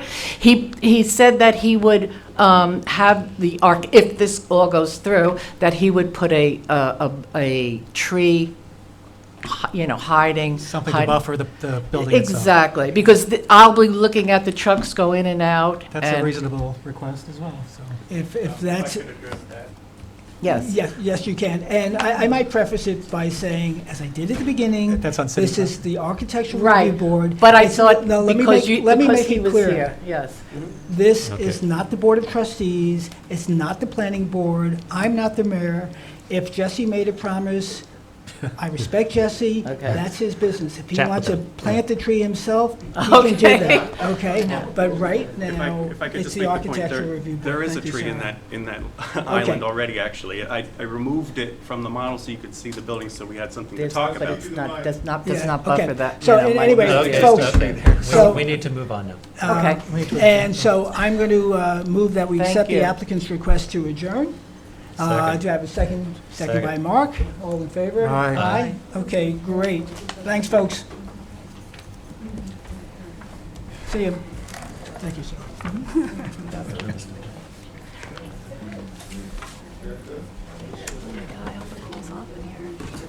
Yeah, in many ways. All right. Okay, ladies and Strides of gentlemen. adjournment. Looks like there's my glasses. Okay, the next application, Andrew Spreitzer at 85 Hildreth requests an adjournment to September 26. I move that we accept the applicant's request to adjourn. Second on that, please. Second. Second by Mark. All in favor? Aye. Aye. Okay. Mark is the second. Okay. Okay. By the way, who seconded the Heart of the Hamptons? I think I did. Was it, you Mark did, did, Mark did yeah. as well? Okay. Okay, 68 Pelham Street, LLC, 68 Pelham Street. Okay. Hold on 1 second. Okay.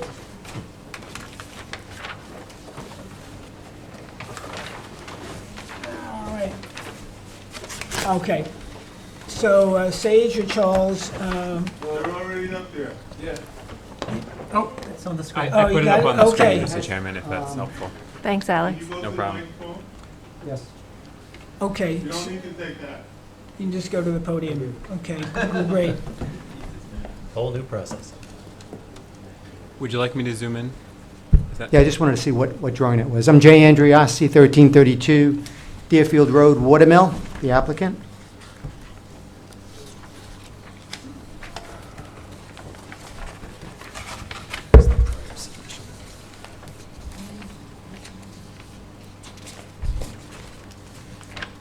I'd like the board for this opportunity to come back to talk to you more about our design. It evolved into something a lot greater than we ever expected, and we're actually very pleased with it. We hope you agree. Do you want me to take you through the whole thing, or you Just want the changes you made from the last time. Okay. And let me just go over the minutes from that, unless the board members have recall. Privacy concerns with the balcony, rear elevation, window patterns, front elevation, board and batten pediment. There were concerns about that. Gable windows too Windows, large, Gable yeah, windows. yeah. Gable So- windows too large. side lights. Yeah, so there were a number of things. Why don't you tell us what was changed from the last, and then the respective board members can make comments. Okay, stop me if I go too fast. We like fast. Yeah. The larger eyebrow window, top of the roof, it's 12 feet, the base is 12 feet now. Spacing on the left and right side of the windows, number 14, was not equal, it is now. Spacing on the board and batten was redone to conform to the siding and the roof above, which is metal. The wider porch, the porch is probably actually double the size and width that it was originally. The step in the front door is not really a step, it's a 21-inch rise, which is what we use all the time. It's 3 rises, 2 steps, it's not 3 steps. We matched all the window grids, and we also, which should be down here further, but we coordinated that with the doors on the rear elevation. The window schedule, which is on the drawings, will show the window grids. Center window 2 on window 16, that's the bathroom, may interfere, but we worked that out, as you can see on the drawing. The right elevation, we actually redid the chimney to show that. I have a drawing of typical Danish blend.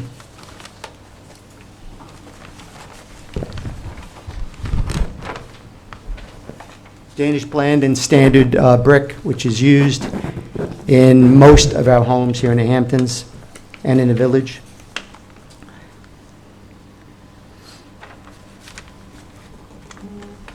We changed all the columns. It wasn't just, originally it was just the front columns that we were asked to change to 12 by 12, but we actually went back through and we changed all the wood columns to 12 by 12 size. Eliminated the girder detail, which was a problem. Center window 17 on windows 3 and 4 below. That was taken care of. We centered that. Rear elevation, we removed the roof over the primary deck. That was a problem. You didn't like it, we didn't like it. We added a step off the patio under the deck. That wasn't shown, we added that. The slider on the deck is the same height as the top of the windows, and there's a trim piece.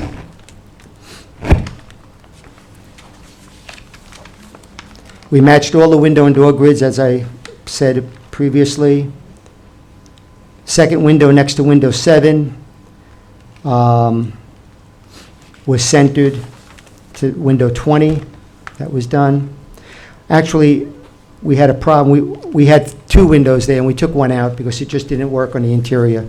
But the windows are centered.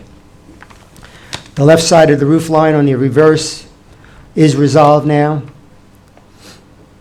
Left north elevation, again, 12 by 12 columns. We showed the greenhouse window. The greenhouse window is just a return casement. And the reason we use casements there is because when you're inside the house, the greenhouse extends out in the kitchen over the sink. The only way you're going to be able to open the window is to have those casements. That's why we did that. The garage, the windows match the house. Grid. We showed the pyramid compliance. We showed the maximum height of the garage at 16 feet. We were at 19.6 originally. We added the sconces. I have pictures of the sconces, and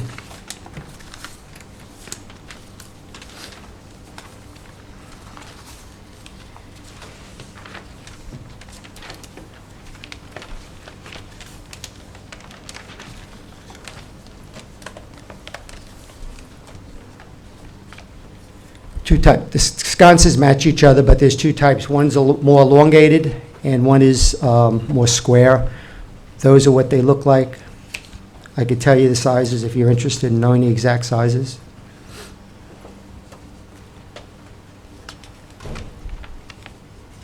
And we showed the, on the survey or site plan, we showed how we worked out the parking to accommodate 6 cars. That pretty much concludes everything that we had on our list. Okay. Comments, who wants to go first? Okay, Sarah? John, Mark, it's your turn. Do you have permission? I'm going to put a couple more things out. I had the, Okay, I have a couple of questions. okay. Now- Can I put some more items out there for you to please. look at? Okay. So I first have, I'm going to leave an eyebrow on a house that we built 3 years ago. Show you the eyebrow. I'm going to show you the windows and the front door. Okay. This is the eyebrow. Face it, Sage, what works for you? Well, they're not showing Okay. it. Oh, okay. Right here. Yeah, and Okay. facing, I guess, at an angle towards the rear. Face the screen. Face Face that screen. Like at an angle.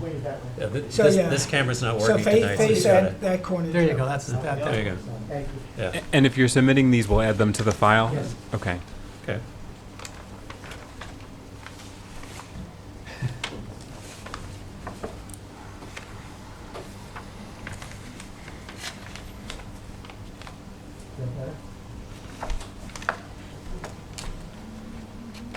Okay.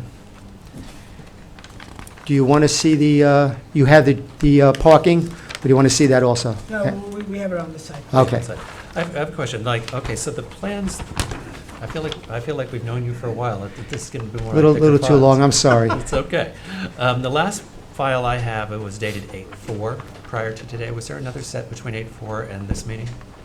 And here's no games. Here's what I'm asking. In the 8/4 file that I had, there was the pediment over the door that had the batten on it. Was there a set between here that showed the eyebrow window that it's not in my folder? What slide is that? Well, they were on for the 8/8 meeting, so I assume that that's what those plans are and that we've had an update since. Oh, Okay. yeah, I was September 8th. Well, that's, the September 8th is what we have now. I'm referring to, were these the plans we had last meeting? Because I'm just going through to make sure we got the changes. Okay, so here's. I'm not here's 100% my- sure. Okay, so here's small, first of all, thank you. So I feel let me like- just say this. We had a discussion with Alex about problems and making things better, changes, modifications. That took place on 8/18. Okay. And that's where this And list we- came from. And then we didn't have a Okay. meeting, so this is, So that okay. is a- Okay, so just a couple of comments. First of all, thank you. I think we've come light years from where we started with this house. I Absolutely. think it's great.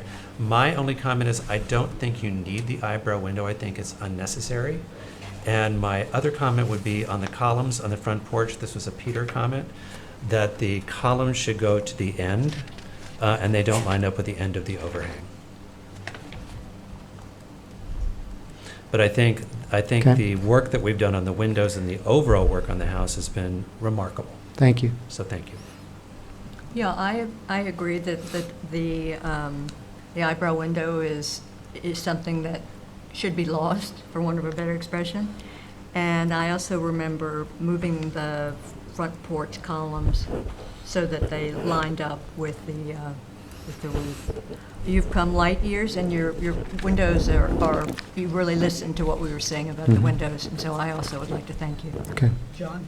Sorry, I keep doing that. I agree. I much improved from where we started, obviously. I have mixed feelings about the brow window, but for this particular house, I just don't think it really works or necessary. But that would be the only thing. So I'm with my fellow board members on the eyebrow window. I think it adds a level of pretension that is disharmonious to the neighborhood, which granted is a neighborhood, a street in transition, but it brings a bit of formality and ostentatiousness that's unnecessary. And you'll have a simpler roof line without it.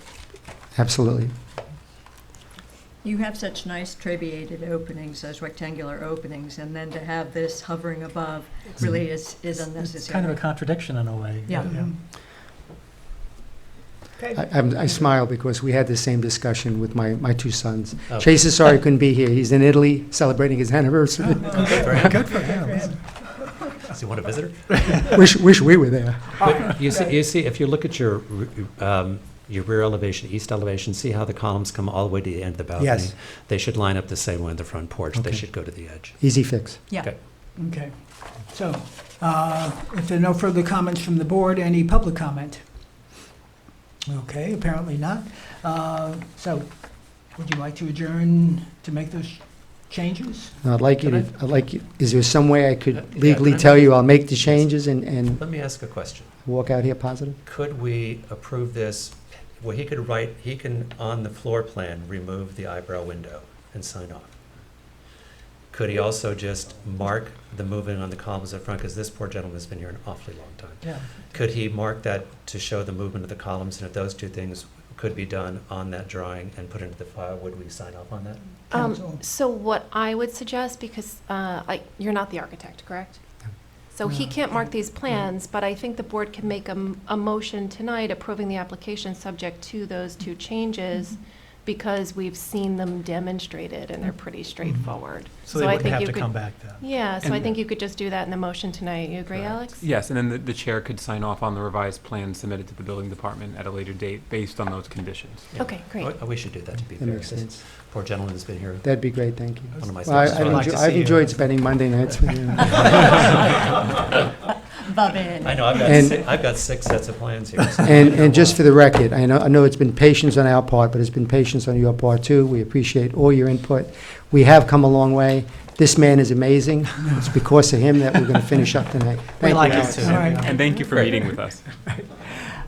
So I move that we accept the application conditionally, those conditions being that, one, the removal of the eyebrow window The and respacing the front columns respacing the front columns such that to the edge of the overhang. to the edge of the overhang.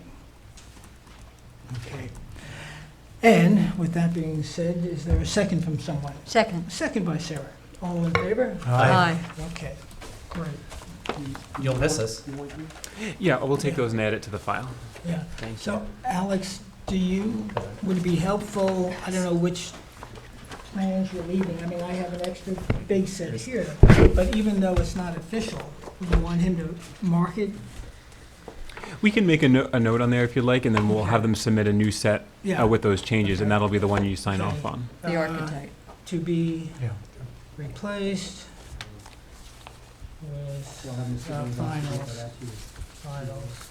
I didn't realize that no the architect of eyebrow. record has to be the one making, if we do it here, it has to be I the like one. the education. And It's on the state. how did you say it? Move the columns, move Like columns. Reposition the entry columns. Columns, Exactly, makes total sense. Yeah. entry, to be what, flush with, Flush with roof overhang. flush Yeah, imagine architects would be touchy about that. overhang. As they should be. They work hard to Okay. get their sales. Okay, Alex, you can throw that in the file, that has our notes from the meeting. Okay, thanks. Thank you very much. Okay. Thank you. Thank Thank you. Keeping you going. Okay. Wait, this is mine. Okay, 131 Herrick Road LLC, eponymously named for 131 Herrick Road. Okay. Hello. Hello. Happy to spend another Monday night with you also. My architect's zooming in, Michael Kirschman. There he Okay, is. so again, I'm not sure if you told us your name, although we know it. Ann Schwatt. And we know that. Okay, so,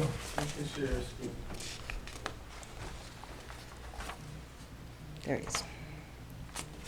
And Michael, you're going to have to share your screen with the plans. They said if you want to review them.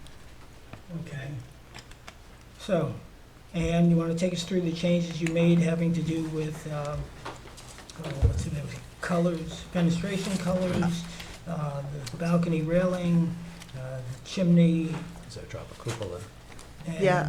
Okay, I thought that all that was left open was the chimney. We were getting ready to go for a vote, and then Mr. DeWitt said the chimney wasn't in our original plans and asked that we take it out, but I had brought in the window, remember, and we went online and looked at the railings and so forth. So, Michael, you can speak to it better than me, but I thought the change was really to remove the chimney because he didn't like the floatingness of it, which, by the way, Oh. there's 3 of them within like 1 block of my house. So it's not that it's so unusual. I really don't understand what his objection was to the Okay. floating chimney, Well, but let's we take- took it out. all right, Michael, why don't you take us through what changes you did make and what the final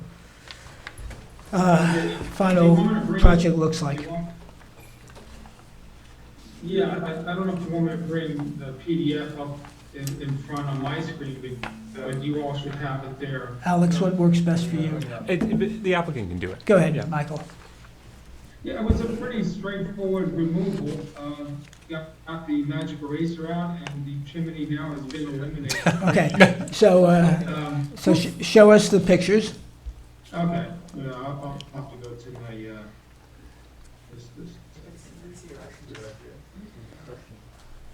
I'm having a little. Maybe you have to want to put it on the table at an angle facing. No, I think I did. I also recall and have in my notes that we got there on the colors. There was, remember, we got the window sample. Her husband brought in the Right. magic Right. window. Right. Yeah.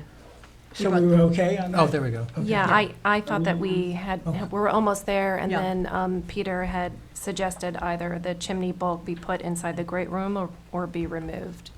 Okay.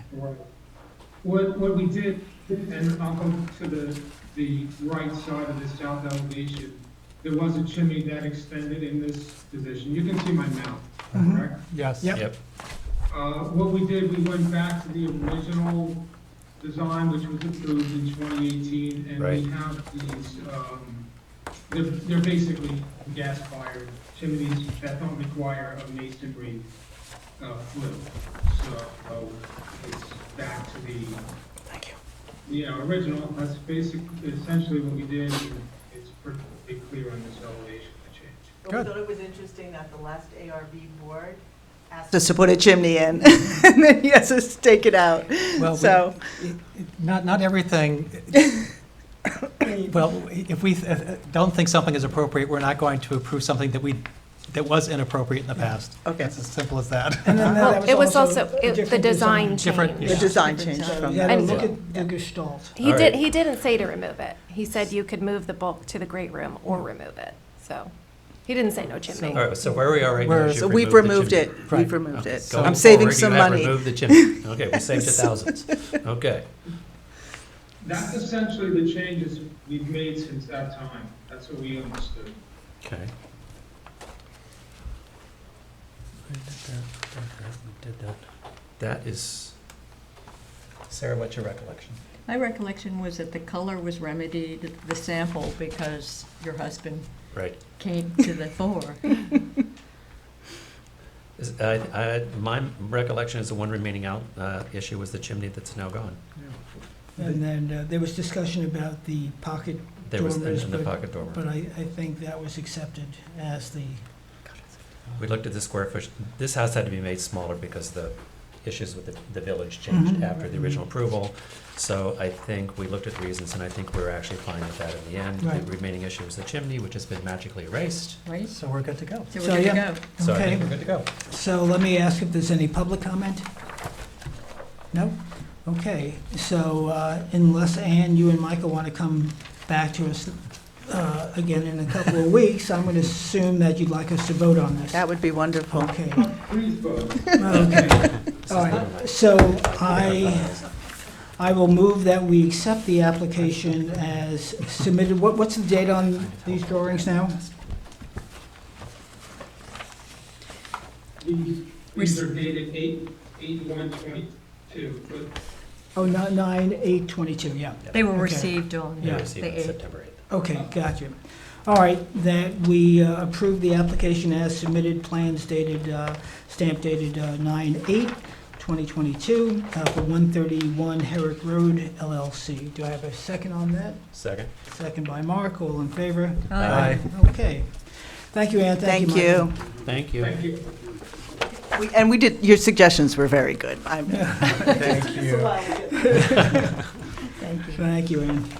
Okay, 20 Pheasant Close North LLC, again, not surprisingly, at 20 Pheasant Close North.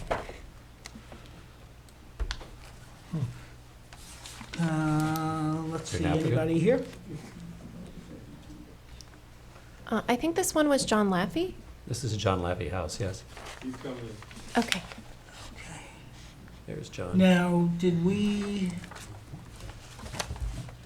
I had a file for this previously. Was it adjourned? It was adjourned. It was There was a adjourned. front window height issue. Okay. Dormer. All right, so you have your affidavits Uh, on this one?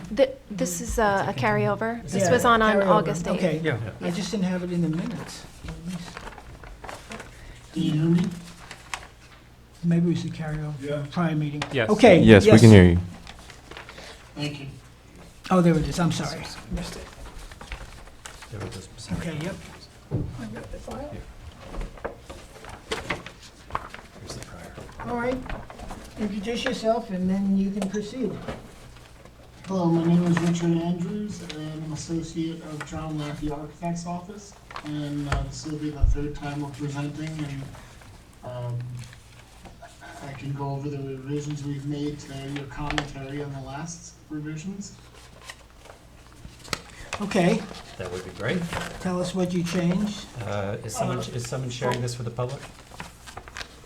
Could you share your screen? Can you share your No, screen? no, last Okay. time we had Alex, I believe, Okay.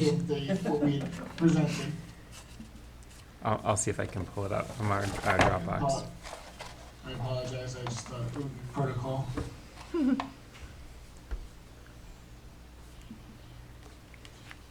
Thank you. Yep. Okay, so I have in my minutes, there was issues regarding the window styles, and the projection, the scale of the projections. Yeah, we reduced the soffit depth to what was original to the house. Basically made everything consistent with what was original, and removed that soffit depth. And then also had reduced the roof cutout that we had in the side entry. That was one commentary that was something we addressed and would like. I think that was basically the main reactions to your commentary last time, and we addressed them all.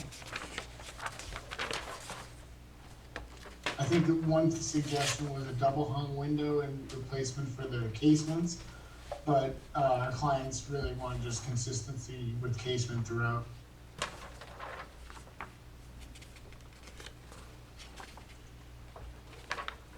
Can you all hear me?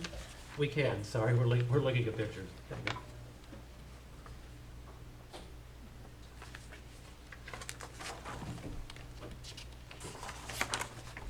who's ever ready first is welcome to go. John, Mark? Oh. Thank you. The only thing my bad if this wasn't brought up in the last meeting, and if it wasn't, then, it potentially passed, but those large windows above that section next to the garage, it seems so out of proportion. Well, those are egressable windows for that bedroom behind, so we're kind of limited with respect to the casement style, and the double hung wouldn't have been better. It would have been a much larger window, so we wanted to keep it consistent, and I feel like as much as maybe you like to be smaller, keeping it consistent seems to match the architecture. Haven't we addressed that issue before with casement windows, that of egress? I'm trying to remember. I'm not sure. I don't Alex, remember. does that sound familiar to you? No, I'm sorry, I'm not familiar with that. Gin Lane. Yeah. Double hungs can be smaller to meet with casement sizes, but. I mean, I'd rather see a bank of 4 smaller windows there than it just seems awkward to me, but that's my only comment. Okay, Mark? I think you addressed the window issue, which is window number 201 on your drawing versus how it impeded the metal roof in the last time. Mm-hmm. And I think you took 106 all the way across the front of the house and you dropped them down, which was our request because we felt they were too tall. You didn't like the Yeah, tall. because they were piercing the roof line there. So from that perspective, I think you've done what we asked you to do. Yeah. Sure. You did take the transom bank off these windows, but I still think that the integral, what looks like transoms, but they're integral and with a pane below. I still don't like the fenestration pattern, but I'm not going to be your falling vote. Yeah, I see, I see what Sarah is saying and tend to agree, but generally I have no objections to the submission. I appreciate it. Any public comment? Okay. So, why don't we take a vote on this? Okay. And so I will make a motion to accept the application of 20 Pheasant Close North LLC to construct a 2-story addition and alterations as submitted per the plan of September 1st, 2022. Do I have a second on that, please? Second. Second by Mark. All in favor? Aye. Aye. Okay. All opposed? Nay. Okay, so let's record that.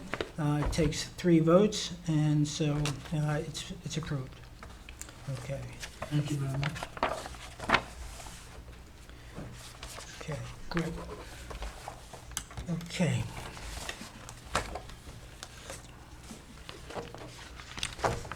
Okay. Now, I think everything from here on in, Alice, is a new application. So, Evan Steen and Sherry Hellman at 64 Layton Avenue. Our affidavits been received and, okay, so you're good. I just wanted to let you know that we have not received all affidavits for tonight, so this one is good, but we have to go through them. Okay. Well, I'm just wondering, should we tell the person for whom we haven't received applicants, because we could be here another hour. Yeah, so I've got 39 Nugent LLC. Great. Can I see okay. them? And who else? Or which application? Josh and Caroline Brennan, 122 Cooper's Farm Road. Okay. I submitted them this afternoon. The affidavits? Okay. We're gonna have to locate that. It was submitted to the building department? Yes, Okay. We got the paper copies? yes. Okay. You want to Do look in you the have file?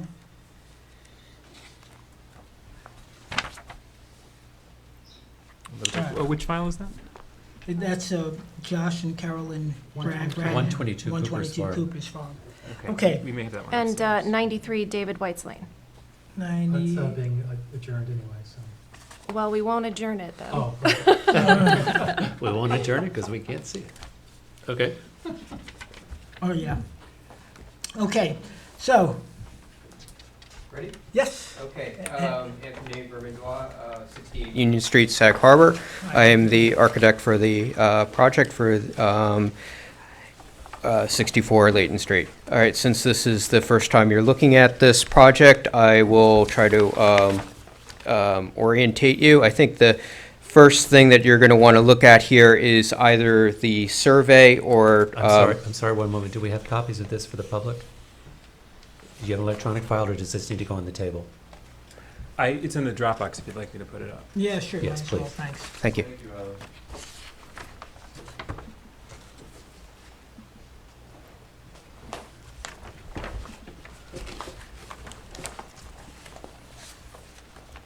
Okay, I think we're going to want to start, so I think we're going to want to start with the, either the survey or the site plan, S1. They're both depicting essentially the same thing. The site survey just has a little bit more property data on it. So what we have here is a very long, narrow property. It's 60 feet wide, about 315 feet long. There is an existing house on the property, there's an existing garage on the property, and there's existing swimming pool on the property, and there are two small existing sheds on the property. The bulk of the work that we're proposing here is to the main house and to the garage. We're not proposing any changes to the pool. The house, I think, just sort of looking at the proportions of it, you may want to look at, now you might want to look at A4 or A5, or A4 and A5. Just looking at the overall proportions of the house, I think it may date originally early 20th century, 1920s perhaps, but it's been heavily renovated within the last 10 years or so, I believe. Pretty much everything you're going to see on the exterior of the house is new windows, new siding, new trim, new front door. So essentially, it's if there's maybe some framing left over inside, but inside the walls maybe, but essentially everything that you're already seeing from the outside is new construction. So the proposal here is 1 and 2 story additions. The limitations on this project are, as I mentioned, it's a very long, narrow property, so we didn't really have the ability to go out to either side. And also there is kind of the best part of the existing house is this cathedral ceiling, dining room, and kitchen, which is towards the rear of the house. And you can see that in the floor plans on A2. So given the narrowness of the house, the narrowness of the property, also the narrowness of the house, and wanting to keep the first floor kitchen and dining room intact, the solution was a little bit unorthodox. Instead of just extruding that second floor out right from the existing second floor, we actually have a break in that, which you can see in the elevations on A5. Could put up A5, please.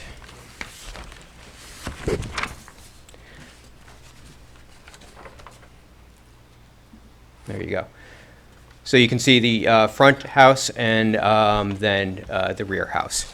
So the rear part of addition to the house.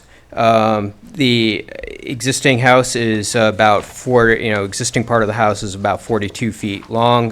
There's some overlap between first floor existing and new existing, but the addition is about 42 feet long, of which about maybe 15 feet of that is coming out past the edge of the existing first floor. The addition, roof pitch will match the existing. It'll be slightly taller than the existing by about 1 foot 1 inches, mainly just floor thickness and additional roof structure that we're going to need compared to the original construction of the house. But one thing it's probably worth pointing out here is that the addition doesn't even start until you're 40 feet or so back from the front door, and about 85 feet back from actual property line on Layton. So this addition is really going on towards, really far from the street. Some other things to add briefly here. I've got my building sections in A6.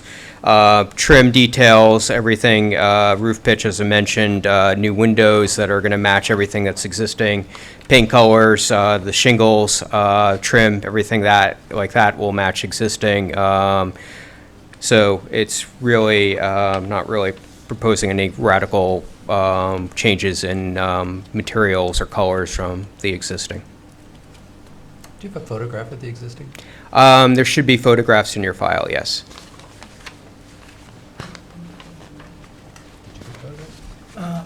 They're probably in the big file. Yeah. That's it? Yeah, they're in it, yes. So that's the front facade. I can pretty much guarantee you that if you were standing at that spot, you would not see any of the addition that we're proposing at all. As I said, we're going to have pretty much the same, match the trim style, match the roof pitch, match the window style, colors, everything. Should be a rear elevation in there somewhere. It's impossible, because of the narrowness of the property, it's impossible to really get a photograph of the sides of the house. But if you were looking at the house from the rear, that's pretty much what you're seeing. This one-story addition coming out, and then the porch coming out behind that. So it's oversimplifying a little bit, but what we're basically doing is taking this one-story addition in the rear and bringing it up to 2 stories. That space in the back is just a covered porch, though, correct? Yeah. It's not part of the living space. per Right, se. it's like a 3-season porch, yeah. It's not heated. I'm happy to start. Go ahead.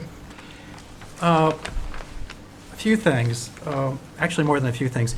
I have issue with the amount of windows and glass in the addition, the entire wraparound of the back of the house. I think it creates a most definite light pollution issue, considering, as you said yourself, these are very narrow village lots.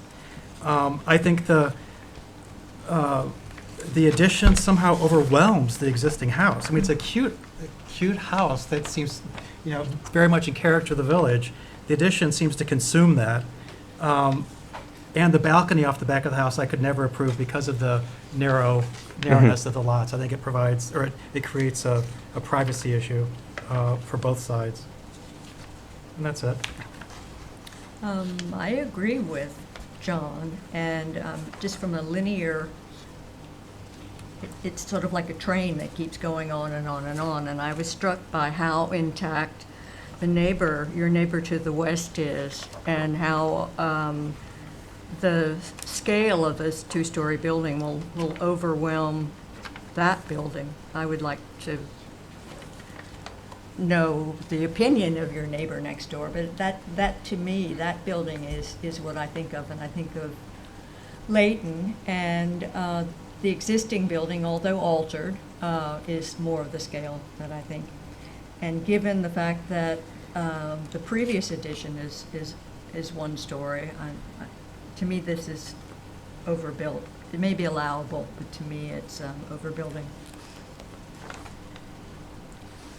I have a question. Are you planning to put any exterior light fixtures on this house? There's no light fixtures on this house. I mean, not other than what would be required for code. Sconces by the doors and whatnot. Okay. I agree with my colleagues that I feel it's a very long, very massive house compared to the neighborhood. So I'd agree with those comments. And I would ask, when you come back, that you also put in what those fixtures would be and the scale of what they would look like. Okay, light fixtures. Light fixtures. Okay. all around, actually. Yeah. So I'm trying to think, and I know we often speak, we don't design, but I do agree with you that the issue is one of scale, where the original house will look subservient, and I don't, would a streetscape help, or it would be Not in this such a narrow case. Streetscape's not going to help you because it's Yeah. so long. Yeah, A shadow scale, when looking, But it does have an impact on neighbors on both sides. yes, Yeah. a shadow scale. I mean, you'll have a two-story building looming over both sets of properties. Plus the addition of, I did not look to see what was happening behind the south elevation. I guess if the applicant wants to create additional living space, which is allowable, how might they do so and not create something as concerning in terms of its scale? Could they build closer to the front and not have that gap? Well, that would be his decision to come back. Yeah. Yeah. I agree with Sarah's comment that the addition is not subservient to the original No, house. it looks like you've added a second house. And when you look at it in context with the original addition, the one story, it really pops out at Yeah. you. And the west elevation isn't even consistent from a really design standpoint with the original house.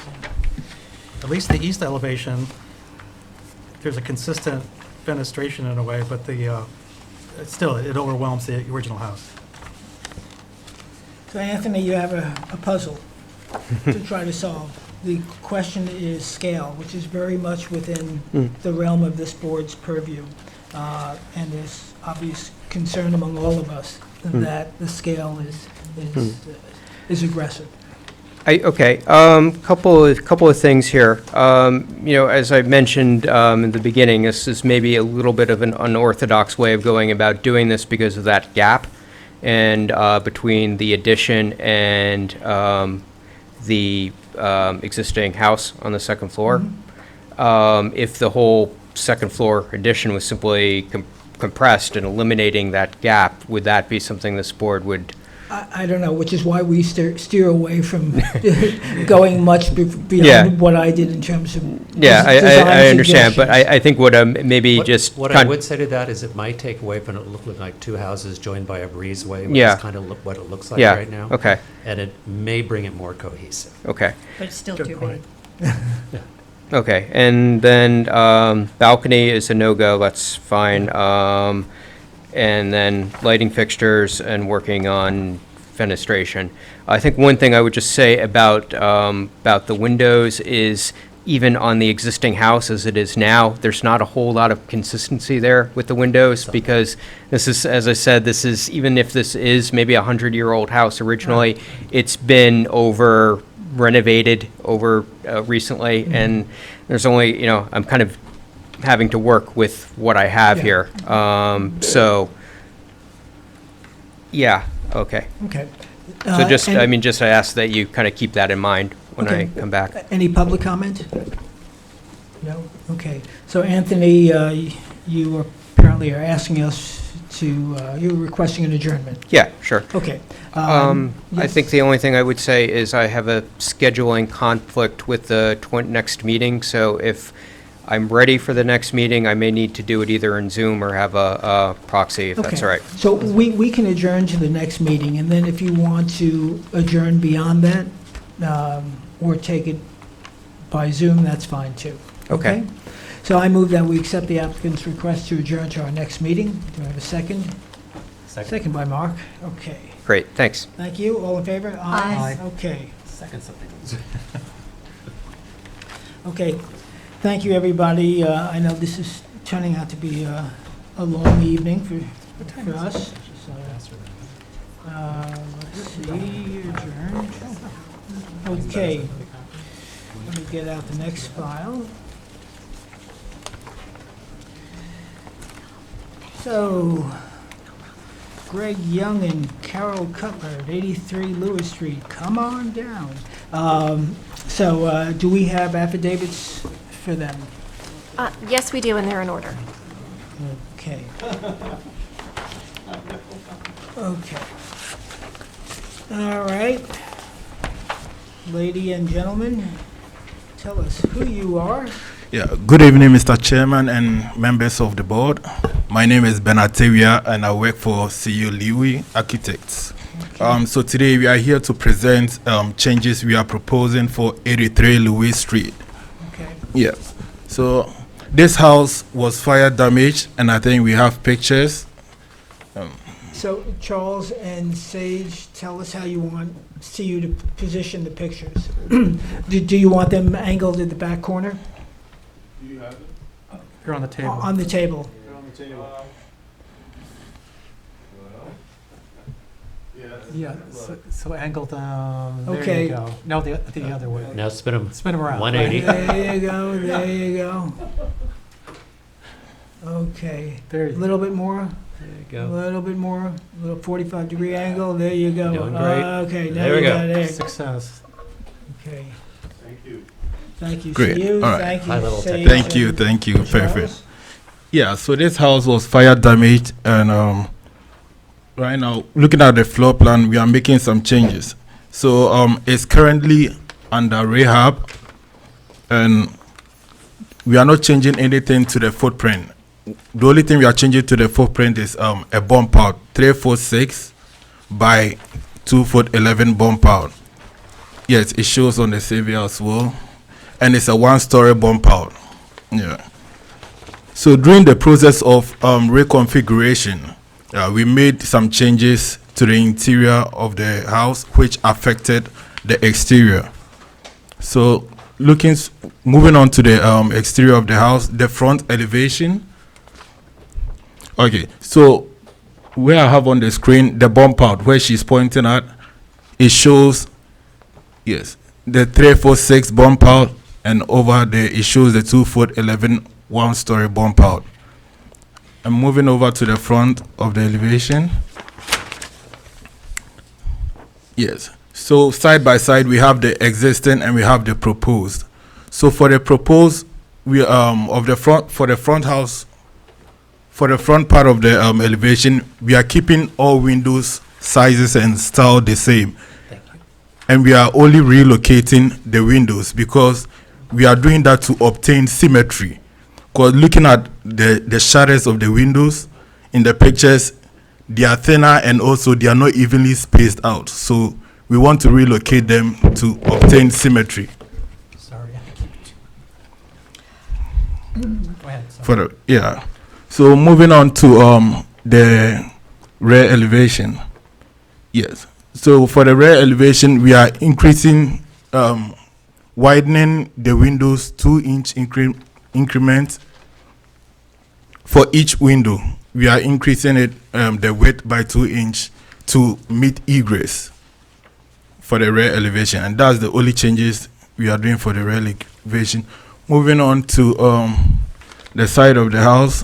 For the south, we added a window and also widen it by 2 inches each to meet egress, and also we added a window same size. We added a window to it, and next we also changed a window and we replaced it with a bigger window. And also the last 3 windows, yes, we increased them, we widened them by 2 inch each to meet egress. And for the first floor, yes, the elevation, we also changed the window. We made it smaller. So moving on to the north side of the elevation. Yeah, so then because we did some reconfiguration, we would like to group the windows. Yes. And also we removed a window, the dotted line, we removed a window. Yes. And for the bathroom, we made the window smaller and also added a window to it. And we relocated the window down beneath it. Yes. So this will bring me to the end of my presentation for tonight. Thank you. You're welcome. Very good. See, did you want to add anything to it? Can No? I Okay. Can I start? Yep, go ahead, please. We have a list of buildings that have been deemed to be contributing historic buildings. And one of them is number 83, which was the Nichols House, about 1916. And it was, before the fire, it was in pretty much intact condition. And it's a, you don't change windows in an historic house to make them align. That's just not done. And you know that, Silu, basically. And you also don't change windows basically to make them look better with the shutters, because the shutters, I might have misunderstood, but the shutters appear to be later than the actual 2/1 windows. And similarly, on the north elevation, you don't change the fenestration pattern that's visible from the street on the primary block of an historic building. So I think that the approach, just to make things symmetrical, is the wrong approach, and that's what makes these buildings historic. You keep the rhythm of the street, you keep the rhythm of the windows, and you don't change them just because they, in your opinion, don't line up. So I can't approve any of the fenestration patterns on the original block. I went like the next day after the fire, and it was tragic. But I don't think the opportunity to move things should be predicated on interior needs. Gentlemen? John? I actually agree. Sorry. I have to agree with Sarah. The reasoning just doesn't justify the change you're asking for. And I can't, the shutters, we have to confirm that, but I can't believe they're original to the structure itself. So. No, because they don't fit. Yeah, they don't fit, obviously, yeah. So I would like to see the house restored as it was. I would agree. We are the Board of Architecture Review and Historic Preservation. So we have an original contributing house from 1916. Mm-hmm. And the reason, the windows were quirky for a reason. And I think that if you go down that particular street, and you've seen us do a lot of work on a house just up that street, as a matter of fact, recently, to maintain its original character. And I think taking away from the original character of this house is a mistake. So rearranging all these windows makes no sense. And it needs to look to the street like it looked before the fire. Because the fire did not destroy the front of this house. The fire was tragic. But the front of the house, if you contemporize the spacing of the windows, forever changes the streetscape on what is a historic street. Not in the historic district, but it's a historic street.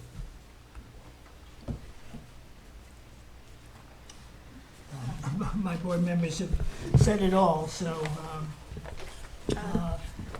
if you were building a house de novo, the design...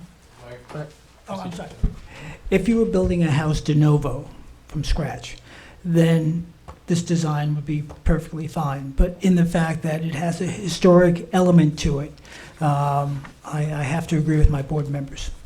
Okay, that's the front of the elevation. Yeah. I will talk to Homer, we just don't do it. What about the side elevation and the rear? The little one-story bump out is like 2 foot 2'11" by 3'6". That's on the side right here, and it's 1 story. And could we keep that?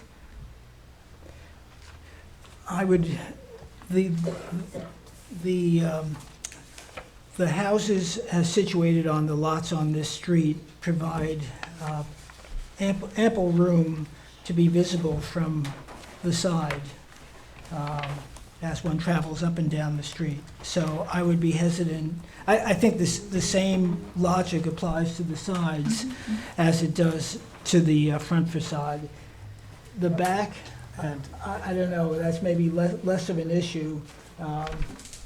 From my perspective, less of an issue, but still, we've been very consistent in our approach to these types of issues. Could I say something about the Sure, bump sure. out? The bump out, there is a bump out there already. If you see, this is the bump out. We are just making it tiny bit bigger, and it's not visible from the street. It's like a 2-foot. Basically, we're adding 2'3". The width is 3'6". Right now, it's 3'6". We're adding 2'11" towards the back. My other So concern, it's right. are you talking about the proposed pantry bump out? It's like it's 3'6" wide currently, Mhm. and we adding about 2'11", just a little bit. 'Cause And it's 1 story, and then we actually take all the windows out, and it is in the back. It's not visible from the street. From the street right now, it's behind the gable. Currently, it's behind the gable, and even if it's not behind the gable, it's already there, the bump out. I would like to walk it again. I would too, because the one concern that I have, is this originally a center stairway house?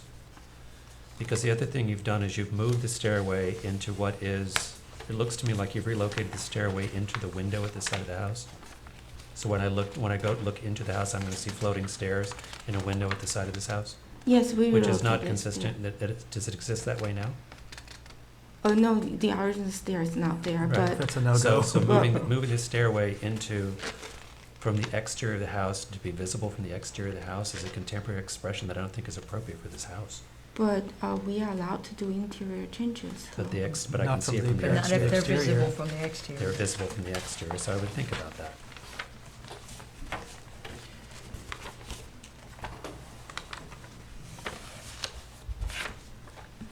I would recommend that while you're working on the windows, which need to be retained above all in the major foursquare, for want of a better expression, mass, I was so concerned about that, I really didn't focus on the quote bump out.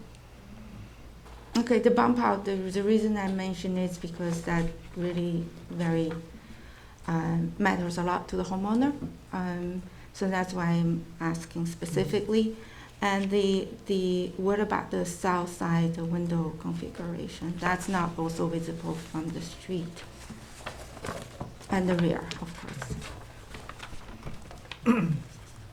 I'm less concerned about the bump out. One is not visible, two, it's Yeah, a de minimis. I was to say I'm less addition. concerned about the bump out than I am about the staircase window. Yeah. I agree. That changes, very much changes. And the only other, and I realize you can't see it from the street, but the ganging of the 4 windows in the back is really not consistent with the architectural style of this period, but that bothers me a little less because you can't see it from the street. What I care most about is maintaining the historic appearance of this house from the street. Anything remotely visible from the street. I can definitely not to do any window relocation in the front. That I have no problem with. I will keep it. And the side and the rear, if I could do that, it would be good. I'm shaking my head, yes, I'm hearing you, but Okay. I'm not sure you're hearing the board. Yeah, I'm hearing, like, but if you say, like, we don't want you to do all the changes or some of the changes. Well, I think would- quite simply, and this is, maybe we're losing something, and there is a desire by the board to maintain as much of the historic nature and original structure of this contributing asset on a very historic street. And so the board is consistent in saying, keep the fenestration as is, surely on the front and on the sides. So, you. Okay, so can we add the 2 inches to the window so that it will meet egress? Because the height meets the egress. I'm not sure, no, why, okay. Again, maybe we're missing something here. The board is saying to keep the house as it is structured, fenestration and all, on 3 sides, with the possibility of the exception of the rear. Okay. Simple. Should I come back for the bump Well, out? or we vote on it tonight and deny it. What so. about the little bump Well, out? you're gonna come back anyway, because you're gonna have to redraw everything to putting the windows back where they were, and you're gonna have to represent with the house looking like it's gonna be as built. So you're coming back anyway. So, Well, I'm coming back if we change things, right? But well, you're changing things, because we would not approve it as it's in Well- front of us now. yeah, I understand. So then you're coming back. yeah, I'm coming back. So the bump out is one of the things that I can keep, and then when I come back, or Yeah, I don't think there are any objections to the bump out. Am I wrong, Sarah? I can run and look again tomorrow. Yeah. Oh, I'm sorry. That's right. You wanted to look at I the mean, I property. was looking, so that of everything So that matters I the think, most. I think you're relatively, Mhm. I shouldn't say you're relatively safe. Sarah would like to look at take it. a look I'd at it. actually like to look at it myself as well. I would say don't remove it right now, but we're not, I would say don't remove it right now, but we're still reserving judgment until Okay, of Sarah's had a course. chance to rewalk the And property. then we definitely don't touch the front. And then the rear, I might be able to add 2 inches to make it egress for the double hung window for the rear.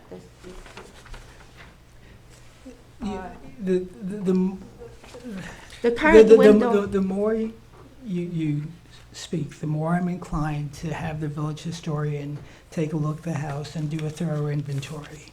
So I don't think it's to your benefit to keep on pushing. No, I'm not pushing, I'm just asking. But, okay, The so, difference is I mean, slight. in terms of the size of the windows. Windows are sacrosanct as far as I'm concerned. I mean, if you're destroying historic material, which you are by enlarging them, I would say no go. Oh, you mean the windows? Yeah. Because you kept on saying 3 sides, that's why I'm asking about the rear. That's why I'm asking the about the rear? rear. Because if you said all sides, then I wouldn't even ask the question. Because you said 3 sides, that matters, so that's why I'm asking. We should be consistent, so therefore all 4 sides. Yeah, yeah. Yep. I actually have photographs that I took right after the fire, so I can also look at those if it's pouring down rain tomorrow, but it'll happen. Which it may be. Okay. Okay, so you're asking for an adjournment? Yes, I'll come back for the bump out. Okay. So, I move that we accept the applicant's request to adjourn to our next meeting. And do I have a second? Second. Mark? Okay, all in favor? Aye. Okay, Aye. great. All right, see you, and is it Ben? Bernard. Bernard. Thank you, Bernard. Thank you, Bernard.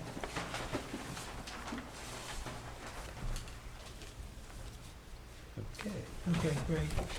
Thank you, Bernard, thank you. See you. Okay. Next, so that's adjourned, okay. Next, and affidavits are in for 39 Nugent LLC. So there we go.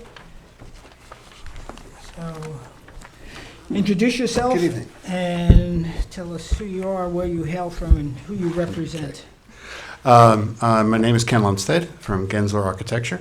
I'm sorry, I didn't catch your first name? Ken. Ken, okay. Ken Lundstedt, Gensler Architecture. I live on Noyak Road, but we have business in the city. Okay. And our client is Brown Harris Stevens, and they own the old post office on Nugent Street. And I was here a couple months ago, preliminarily, just as an informal, I forget what it was called, and we presented a design for the facade. We're not changing the footprint of the building. The interior is brokerage, services, et cetera. And the feedback we received was what was presented was a little too modern, maybe, and start. So we had a couple conversations with Alex. Nice to meet you in person. Yes. And we come back with a new scheme tonight. I have the old scheme if you want to compare, because it's not in the package. No. I would also say there was some discussion, there was discussion at that point too, that the village is in the process of developing a master plan, which includes call it revitalization of Nugent Street and Windmill. And there's a wish to create that into more, when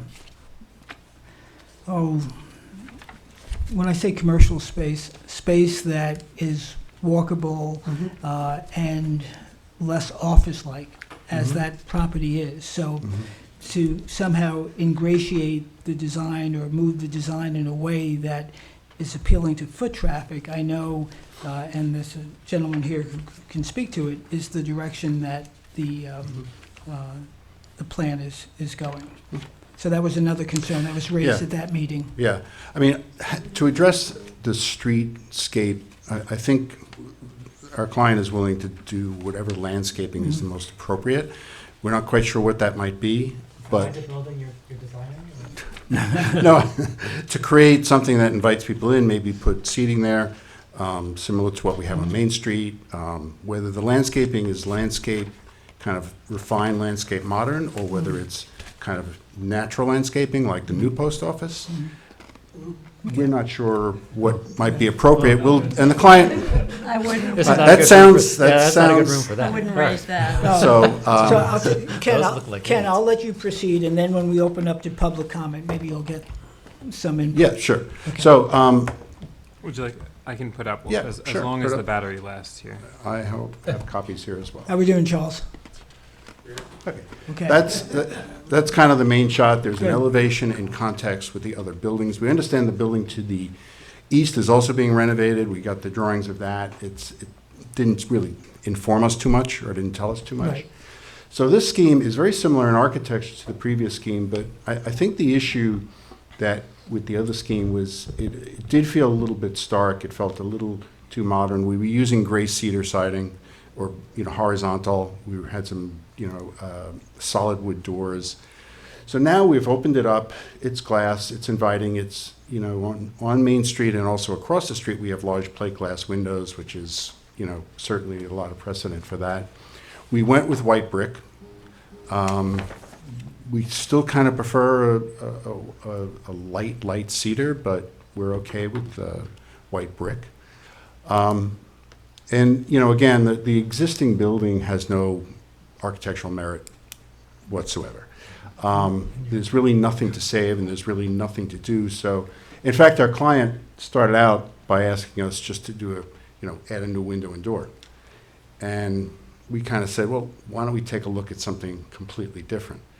So as it evolved, they really like this idea. It gives them good visibility into the space, as any retail client likes, and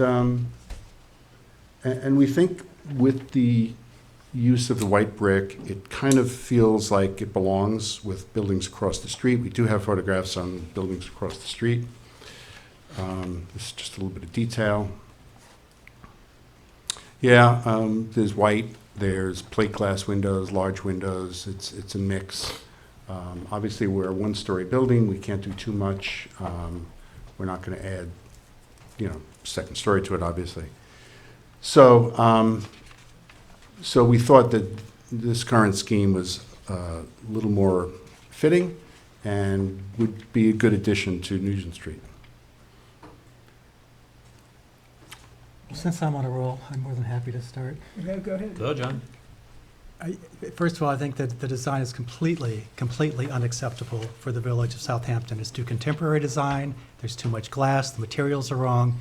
The buildings you reference across the street at least have some design elements from a brick or design elements embedded into the brick.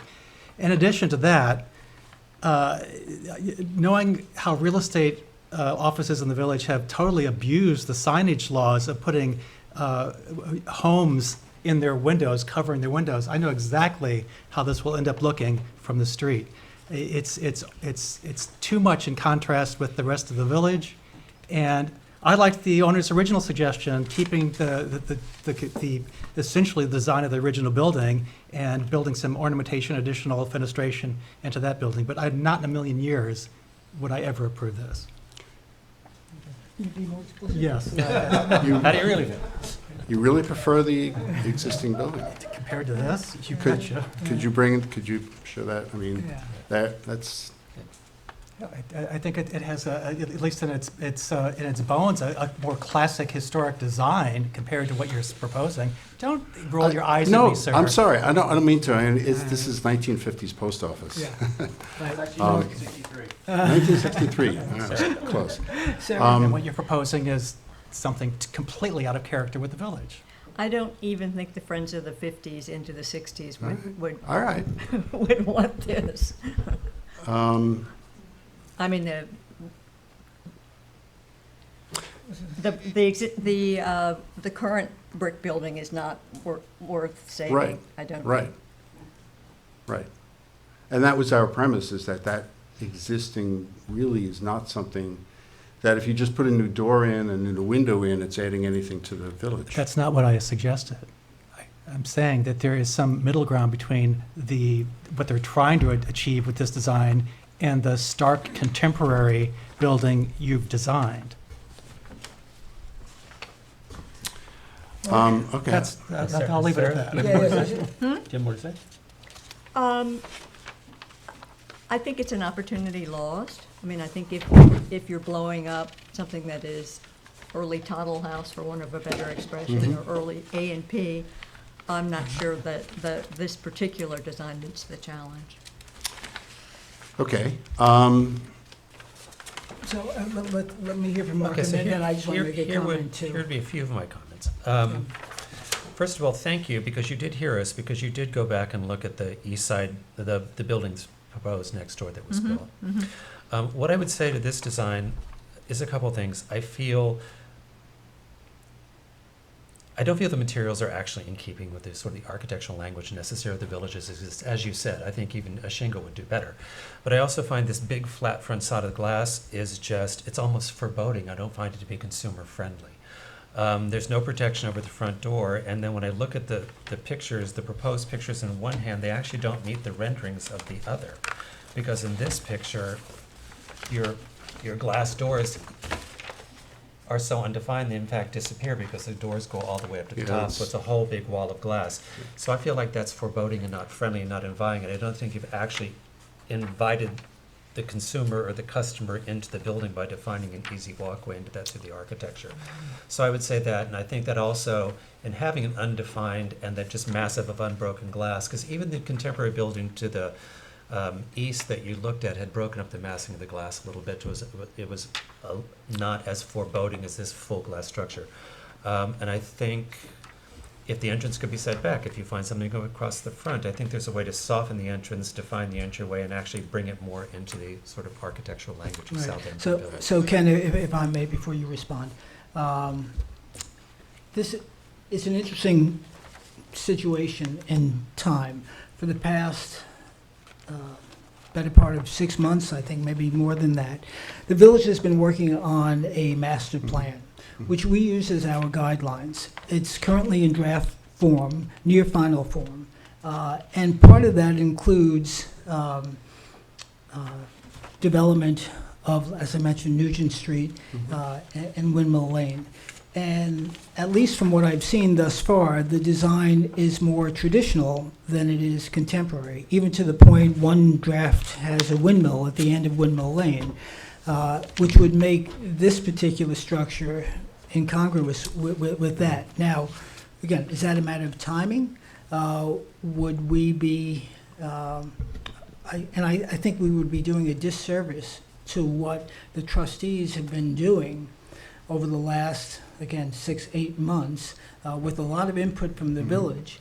And if we were to approve this, and then it would be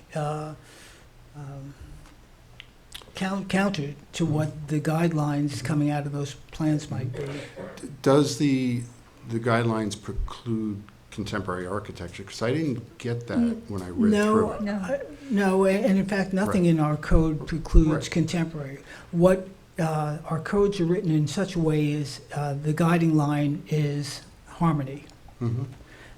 And my board members have, in one way or another, expressed their concern that this is disharmonious in the current situation, let alone the master plan that's being developed. And I think when that gets finalized, it would make this very much out of character. And so we would be doing a disservice to all that work that's been done. I mean, that's my feeling at this point. Some of the comments that you made regarding, the entrance and how it's handled could easily be addressed. But I don't want to address those things if the entire kind of concept is not going to fly. I don't want to go back and change details and add an awning. Those things are all very, very doable if the concept is not acceptable. It might behoove you to look at the master plan as in its current form. I'm going to ask for public comment, and if anybody wants to make a public comment, they can. But I would suggest it's on the village website, correct? Yeah. Do you think, going back to the existing facade, if we simply inserted, just for the sake of expediency, budget, and getting an approval, simply added a new front door, new windows in their locations, that would be an acceptable solution? Well, I would say more so than this, but we have to see the design. Yeah, don't misunderstand, my comments. I am not opposed to the building itself being revised. I just don't think this, if you walk down Job's Lane, Main Street, and Hampton Road, there's nothing that's this level of contrast to the design in the village, period. No, I agree. And it's a little hard sometimes to do something in between. If it was a historic building, we'd be happy to renovate it absolutely perfectly. And that's but not the case. It's not doable. We did try and take a clue from, even some of the buildings on Main Street have the large glass windows, Hildreths, et cetera. And you're right. But if you really look at those buildings, you'll see there are elements of design within the structure itself. Agreed, absolutely, Well, absolutely. There are elements here. Yeah, I think, in all fairness, Ken, I appreciate the pictures, but comparing the plate glass window on Hildreth, that's the oldest department store in the country. I think. Even the building that's in the lower right across the street. Yeah. Even the building in the lower right across the street is a simple white box with large windows. Yeah. Well, I think at this point you've heard our comments. Yeah. I think, I'm just trying to, I want to go back, and I Yeah. want to adjourn, and I want to come back with something that, I'm delighted that you works. have something that's a product of its time. I don't think, it's not necessary to, to have something that's ersatz and. No, I don't think So, it's ersatz, but it's, all right. Let me ask if there's public comment. Anybody? No? Okay. All right, Ken, We'll we see will you. honor your request for an adjournment. Okay. And do I have a second on that?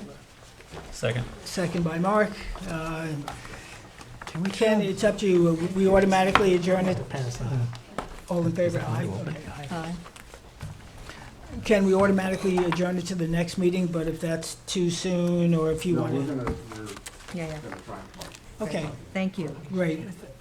Thanks much. Okay, next application. Yeah, Oh, yeah, we're dying up here. we need to turn the air conditioners on. Well, I took off my jacket, and that's as far as I'm going, gentlemen. 36 Windmill Lane, exterior alterations. There you go. We have affidavits. Affidavits, thank you.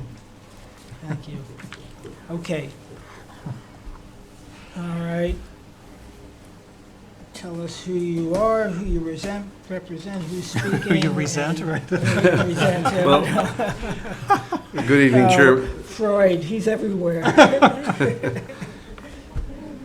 Good evening, Chairman Broadleaf and distinguished board. I'm John Betts, the current owner of Shippies, and I'm pleased to be here to speak on the behalf of this important project, on behalf of Shippies team and the community, which has certainly a lot of interest in this project. Shippies has been around for 68 years. As you know, it's a beloved historic icon. It's an institution in our community, and it's the source of many warm and happy memories. We've had two principles guide us through this entire development. opportunity. The first of those is recognizing and maintaining the historic significance of Shippey's within the community. It's a restaurant that's been here for many years. It's important for us to preserve that historic nature of it. At the same time, be cohesive within the business community. And we're certainly looking forward to it contributing to the beautification of the Windmill Lane arena.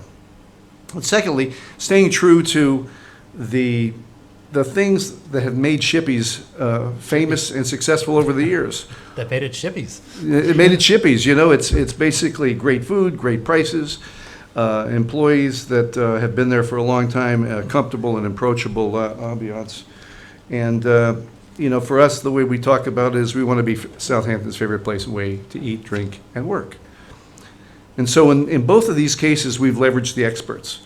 And certainly regarding the building itself, we've hired a historic consultant.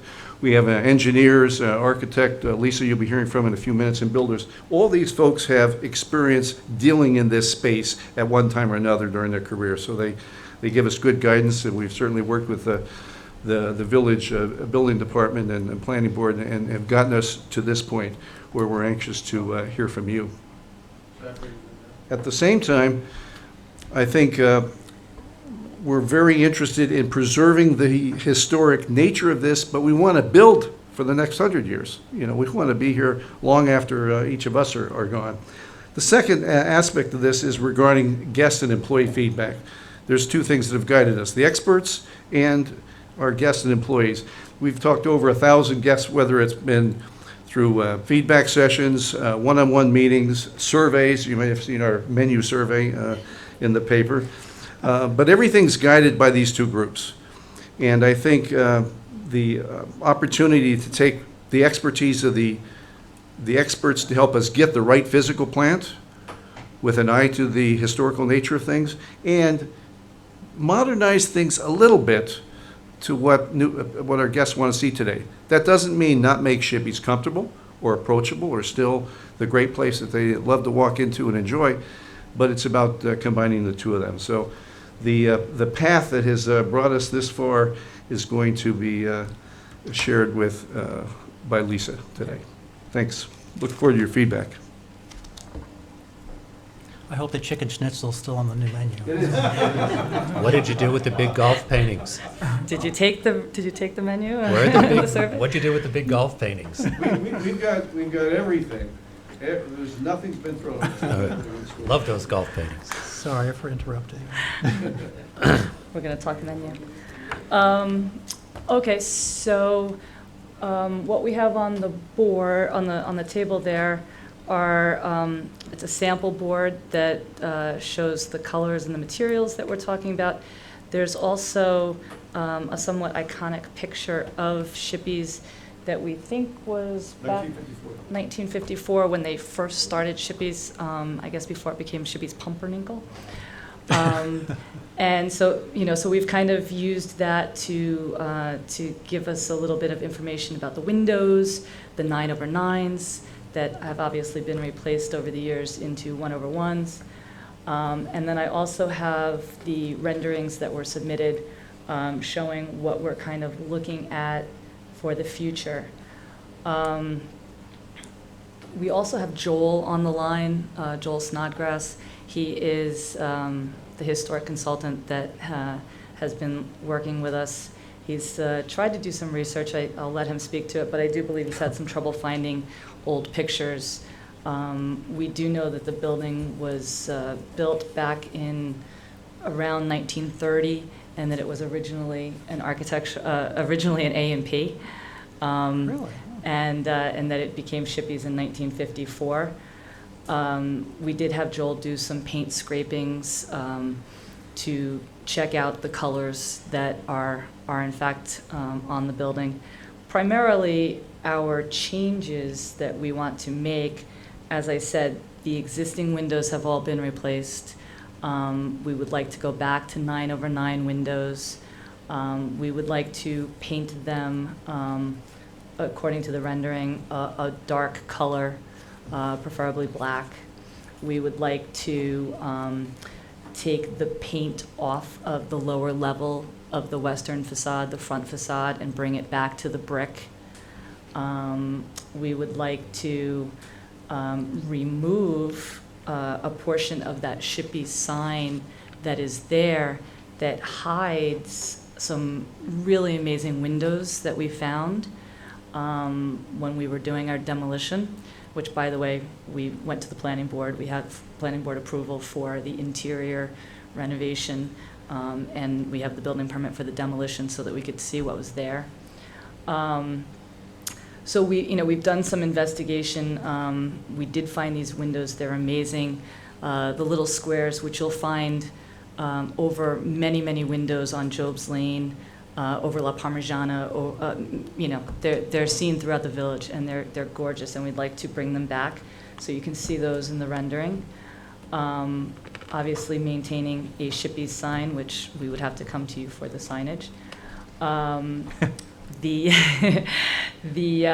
windows, the large plate glass windows on the front, we would like to have some very narrow mullion divisions in those, somewhat reminiscent of Argento or some of the other buildings that you'll see that you see up and down the village, just to give it a little more of a pub feel.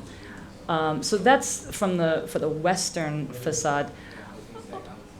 Along the side of the building, our goal is to add 7 windows along on the first floor. Those windows would be relatively small in the scheme of life. I think they're about 3'4" by 3'4", as a little French casement, again with the grills that would be in the same proportion as the 9/9 mullions that we're looking at.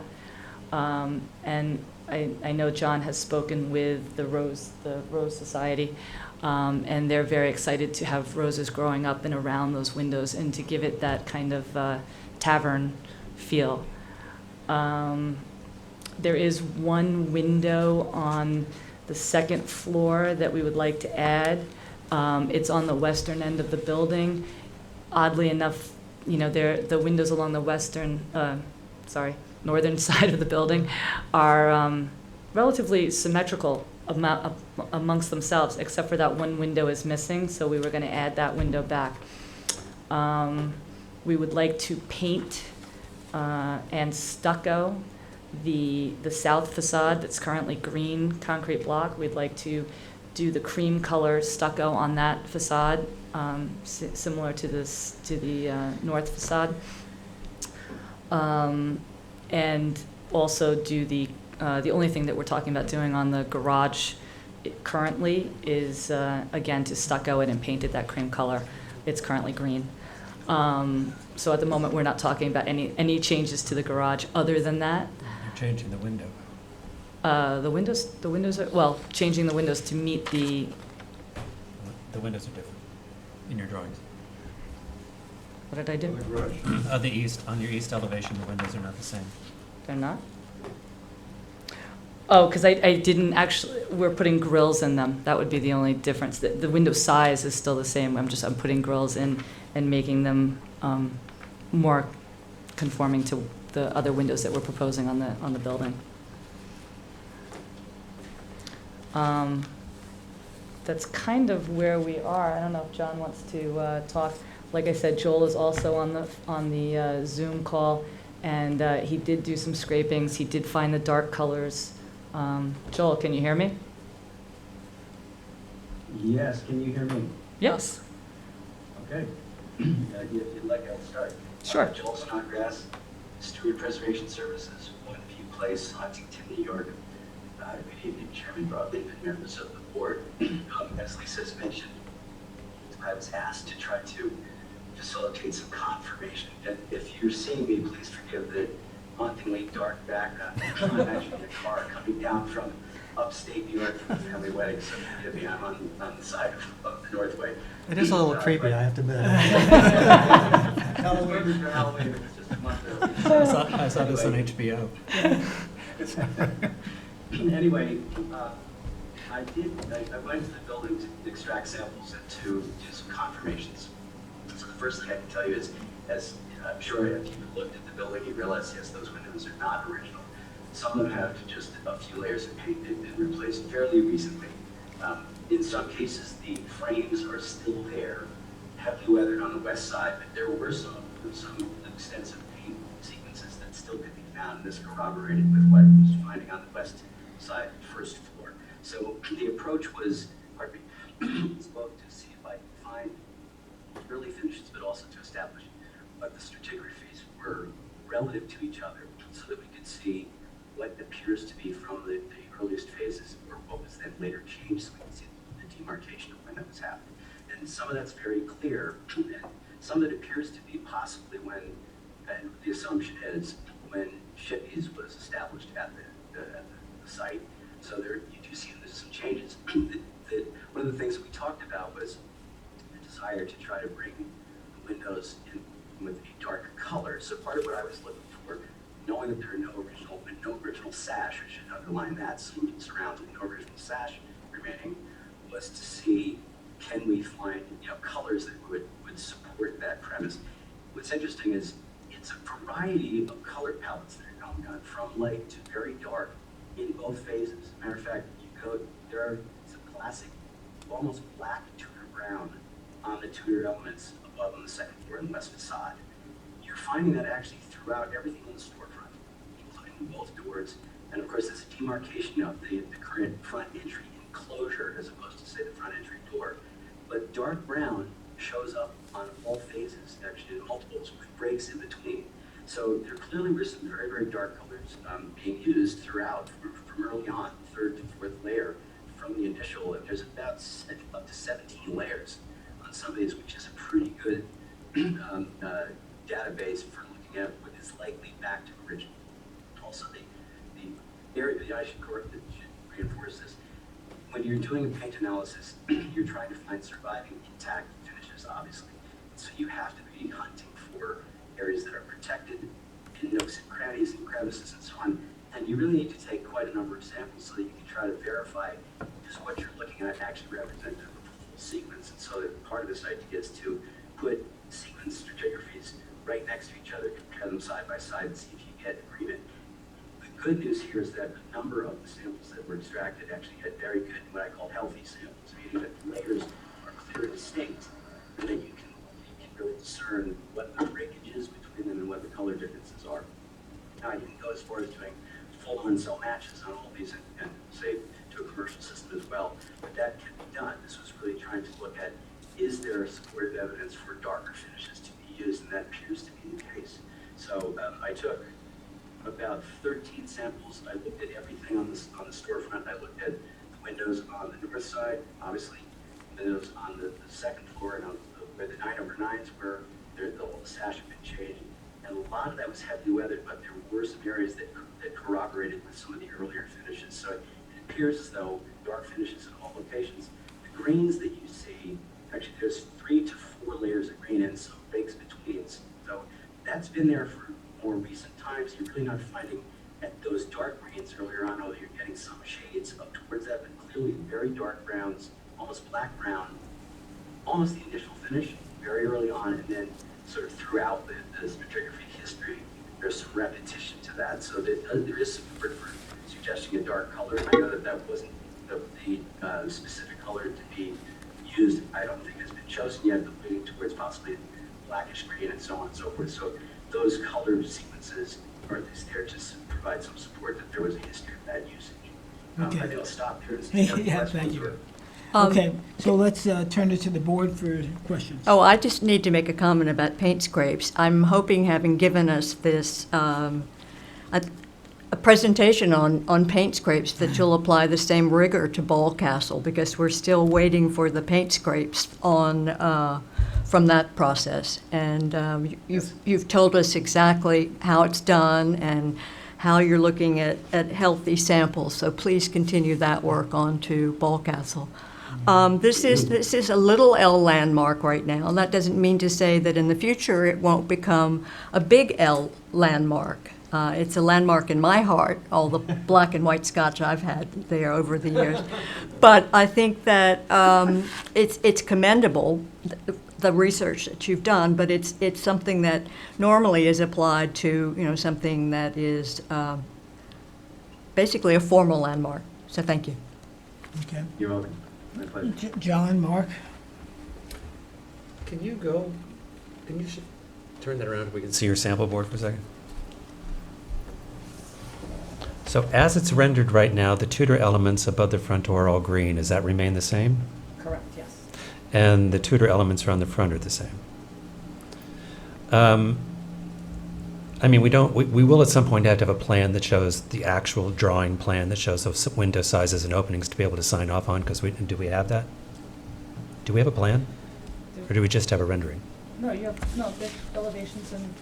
What was put in our files? So Are let's there? take a look at, Because do I you don't have the have that. folder We over there? we don't have plans. All we have is elevations. All we have are these. Did you submit the smaller versions? You did, okay. Well, they weren't in our, Unfortunately, they weren't it in didn't get our to us. baskets. This- So, floor plan, second floor plan. Okay, I had given you the elevation of the existing and the proposed. great. The existing east and south elevations, which we're Oh, just great, okay. painting. I'm sorry, those were not in our packet, so, okay. Go see it for a sec. Yeah, could we just take a quick look? We also need the actual measurements of the windows and things like that. Yeah. Well, we were looking, it's interesting that Gensler and Associates provided us with what's necessary according to the application checklist. And so, we need the section details on fascia, soffits, windows, and all of that. I had a window manufacturer come and he took measurements of all the windows. I'm waiting for those drawings we're looking at Green Mountain windows. That's our legal document. Absolutely. And if it's not built that way, then we don't have a legal document. All right, so a couple of things. I think what you've done is kind of masterful. As a huge regular Shippey's customer, you'll be seeing me a lot again. I'm excited what you're doing. Thank you for finding the windows and exposing them. I think they look Yes. great. I'm personally still a fan of the original large pane glass windows that went across the front because I think they were more akin to the original building. My personal opinion is I think you've done a nice job with the windows you have going down the side of the building. I think, my fear was they'd be large windows, but I think they actually fit in nicely and they fit in. I like the soldier course you're putting in. I have a question about exterior lighting. There's no lighting shown anywhere. I would think, when you and I were looking at the building, there's that long, horrible piece of conduit that goes down the building where clearly lights used to be. So if you're going to put lights down there because it is a busy corner, we'd like to know how many and what the scale of those look like. Okay. From that standpoint, I think it's great. I think, and then I would just like to compare, is the design, are the design of these doors, both the front door and the side door underneath the 36 original, or were they originally glass, or is that a change? Do you have a picture? I just want to see because it is a little L landmark. Is that elevation also, is that 54? Yes. Yeah, thank you. The one that looks Yes, like yes. it's really old. Thank you. That's the existing front. You can see Yeah. the side door that goes upstairs is currently solid Okay. with a glass transom over it. Right. I don't want to talk into that. And the I don't wanna front see door that. is glass, top half glass.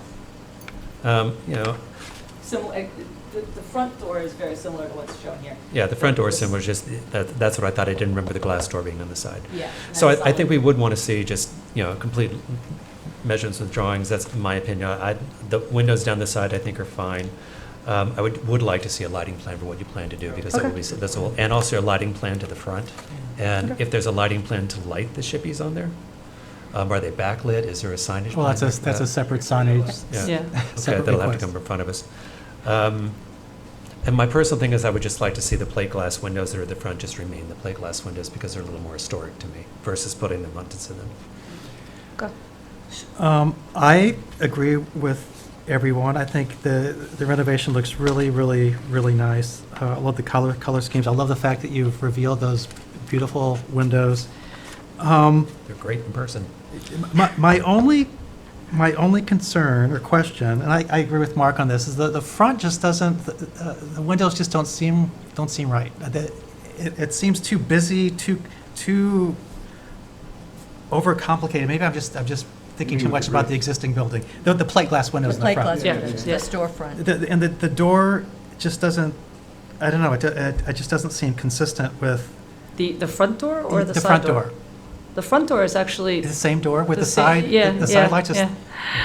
why does it look so different? Because you're going from white to green, so the front door is more defined. Oh, right, The way it right, right, currently is, and okay. when it goes to brick, it's not quite as defined.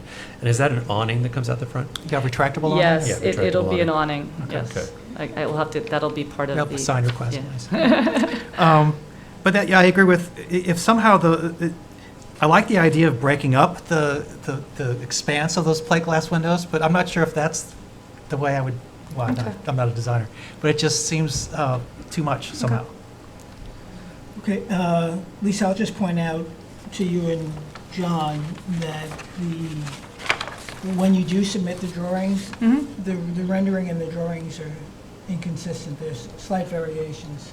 Okay. In terms of the door treatment, the lettering. So anyway, just. Okay. I'm not sure which one you're proposing, this or The this. rendering. The rendering.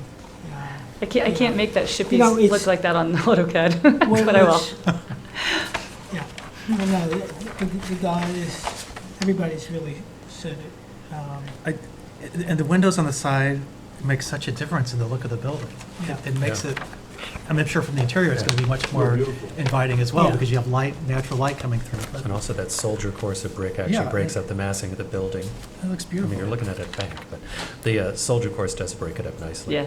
I mean, and from my perspective, the front window is not a deal breaker for me. I just wish there was another way of, We talked about, similar to Argento, with having kind of the Frame middle it? one, the middle Yeah. one stay open Maybe that and would just make the a difference. perimeter. yeah. Okay. Those plate glass windows gave it a little bit of a speakeasy feel, which is one thing I've always loved about the building. So let me open it up to public comment if there's any. Okay, you've heard from the board, they've given you some suggestions, and I assume you'd like to work on it. I wanted approval, but I'll go for an adjournment. All right. Well, you're pretty damn close, darn close. We want this reopened quickly, too, so. Yeah. Exactly. Okay, so I will move that we accept the applicant's request to adjourn to our next meeting. Okay? Second? And just, all in favor? Aye. And let's make sure not only the two big plans, but for little plans, it's very possible. There's been some activity within the building department, as you may be aware of. Yeah. So, It's been a week. Yes, no, I will double check and make sure that they Okay. And you have dimensions. Yes. Thank you for all you're doing to bring back our icon. Yeah. To clarify Love for it. the transcription, who made the It's second? an honor. Mark did. Thank you. okay, thank you. Thank you, guys. Thank All you. right, take care. Oh, you can throw this in the folder, too. Okay. You okay? Be right back. All right, take your time. Been here for 5 hours. All right, yeah. Oh, it's only 9 o'clock. Why does it feel like it's midnight? Okay. Well, thank goodness we started earlier than we used to. Yeah. Okay, what time is it? Is it 9 o'clock? 9 o'clock. Okay. Oh, that's not so bad. Yeah, I mean, I think the heat adds to it. Bill, you have an assignment. What's that? Get some air conditioning. Okay, the next application, as Mark is powdering his nose, will be that of Lawrence Cirillo, at 94 Corcoran Street. So I'll let you introduce yourself, but let's wait to begin until Mark comes back. Oh, a model. I love this. Thank you. I'm going to see if I can find the file upstairs as well. Which file? Oh, this one, okay. Or the next one. Okay, again, thanks everybody for being patient who is still here. So, yes, introduce yourself, please. Good evening. Hi, Peter Albinski, architect, 108 Forest Avenue, Locust Valley, here for Lawrence and Jean Cirillo.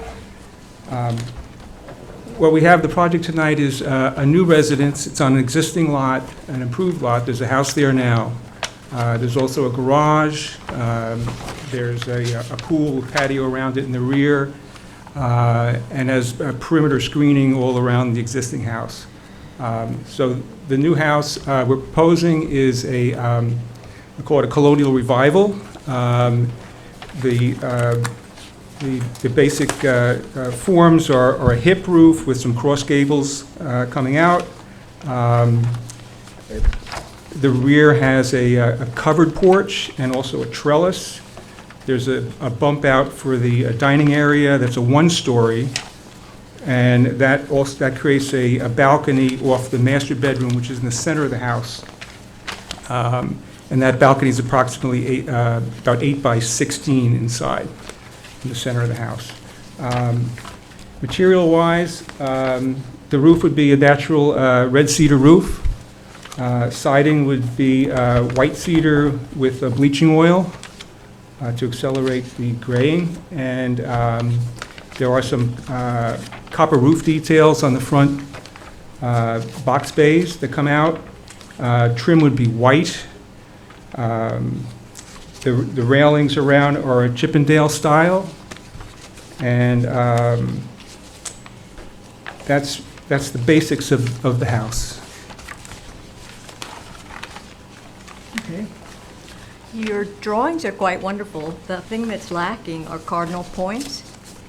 You have front elevation, you don't say whether it's east, west, south. I mean, I know that it's west, but that's sort of fundamental. Okay. We have been tempted to say inadequate information when they're not there. We haven't done it today, but it's something that we shouldn't have to figure out. Understood. Because your drawings are great. I was surprised. Okay. Okay. So, comments? Other than cardinal points, Yeah. Any comment? You done? I'm done. Okay. John? I would agree with Sarah on some of the details. It makes it easier for us to look at things. My only comment, well, a few comments actually.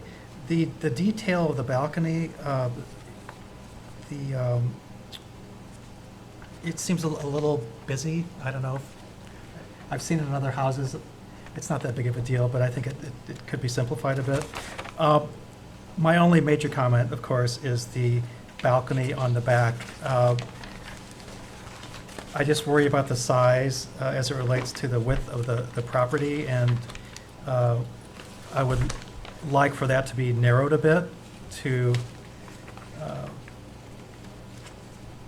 just to make it much more appropriate for its potential use. Sure. Well, as far as the railing, sometimes when you have the line work, it looks very busy. Yeah, where in reality, just a white railing sort of blends in because everything is white on white. You're right. I mean, there's a house across the street from where I live that has that. I don't know. Yeah. Keep going. I'm going to tell you, I think it's too busy, but go ahead. The balcony is a function of the floor below. So it doesn't have to be that. It could be pinched in, but everything is lined up with the columns that I have and the pilasters. But if you want it to be pinched in, I just would have to define the order of the rhythm of those columns on how it would work. It can only be reduced, I think, by a third, by 1/3. Cutting 2 feet all around would make all the difference to me. I think we have had this conversation consistently with so many properties over the last 3 years about, being careful about the potential for party decks in narrow village lots. Right. So. I mean, this is off of the master bedroom. Yeah, yeah. That's still, I have no idea how someone's going to live their life.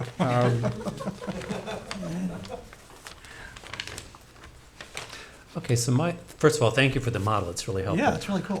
I think we're going, Corrigan Street is a street in transition, but still, when I look at sort of the mix of medium to large to modest sized houses, I think in the massing of this house, I think that when you put the pediments on the front with the circle window, I think the house is starting to look enormous, and I don't think they add anything. I would like to see, I think we just put a flatter roof line to it to bring down the visual massing of that house compared to its neighbors.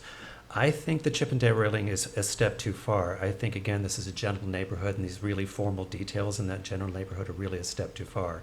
So I think a more simplified balcony application, especially now you're carrying it to the fence that goes, I guess that's the fence that probably goes to a wide walkout on the plan. Of the lower level? Yes, on the lower level. I just think it's too much. So I think if we could bring the roof line down by losing the pediment, if we could simplify the railings that you're looking at, I think it's going to bring the house down in its massing as compared to the other houses in the neighborhood. Good point. As far as the roof line, I would have a problem with just having it just a straight hip across. I think then it loses sort of character that way. I think it needs something in the center. I think it needs an element over the front. If that's all roof, if this is just a hip. I love the model, thank you. Yep. But this does project out, so there's a reason for the gable to come out. I'm projecting it out there, and there's full height, double height pilasters that carry through. Can I bring a little closer? Yeah, I can see. So I think there's a reason for that, and I think that element, it's following the form of the plan. So. My opinion is if you could find another option that reduced the massing of this house to the front, and I think the window is superfluous. The half-round window. It's a large area with nothing in it. You've heard yeah. That's my opinion. I'm just one vote, but that's my opinion. Well, it's Mark's opinion, and it's not too different than mine. So Peter, and it's interesting that you mentioned you hail from Locust Valley, an area that I'm familiar with, and I think, oh, sorry, thank you. Yes. So anyway, what I was saying, Charles, thank you, is that my comments are consistent, or at least reflective of what Mark and John was saying. And your model points it out well. So, and what I was saying is this has a bit more of the formality that I would see in Locust Valley than I might see on Corrigan Street. And that's so it's a matter of harmony and appropriateness. So I think the Chippendale balcony on the front does The railing. The railing, yeah.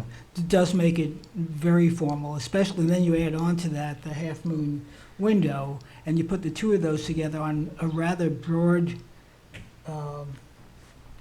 entrance overhang, porch, I guess.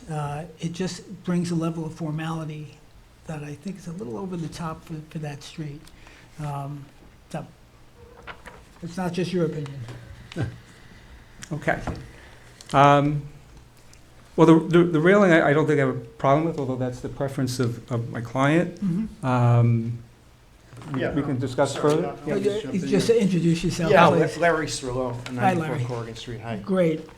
Yeah, the railing is, we picked that railing because it's a railing we have on our home in Manhasset, so it does pick up that element. We like it. Yeah. I think this railing here along the ground, we can put something more. It's going to be obscured by bushes anyhow, so it doesn't really matter. So we can put something wire or something else that would be there.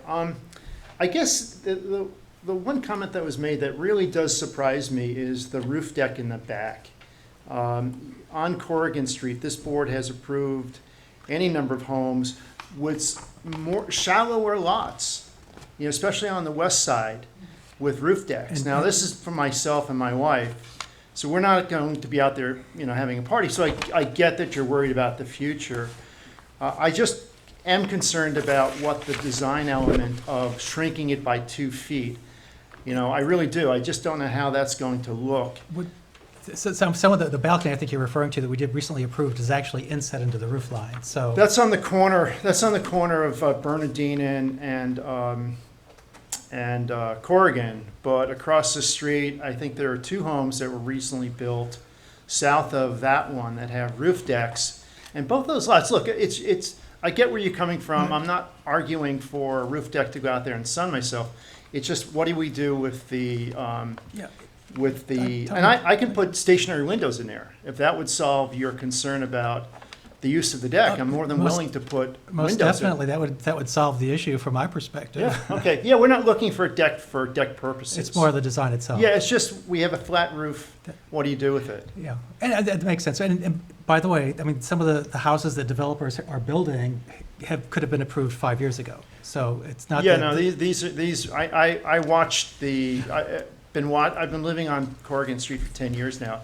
You've watched them all go up. So I've been watching and trying to get a sense for what the design scheme is. I don't want to match everything that's going up there. And this is actually pretty close to what you guys just approved at 105 Corrigan. I was kind of surprised to see that was 2 meetings ago.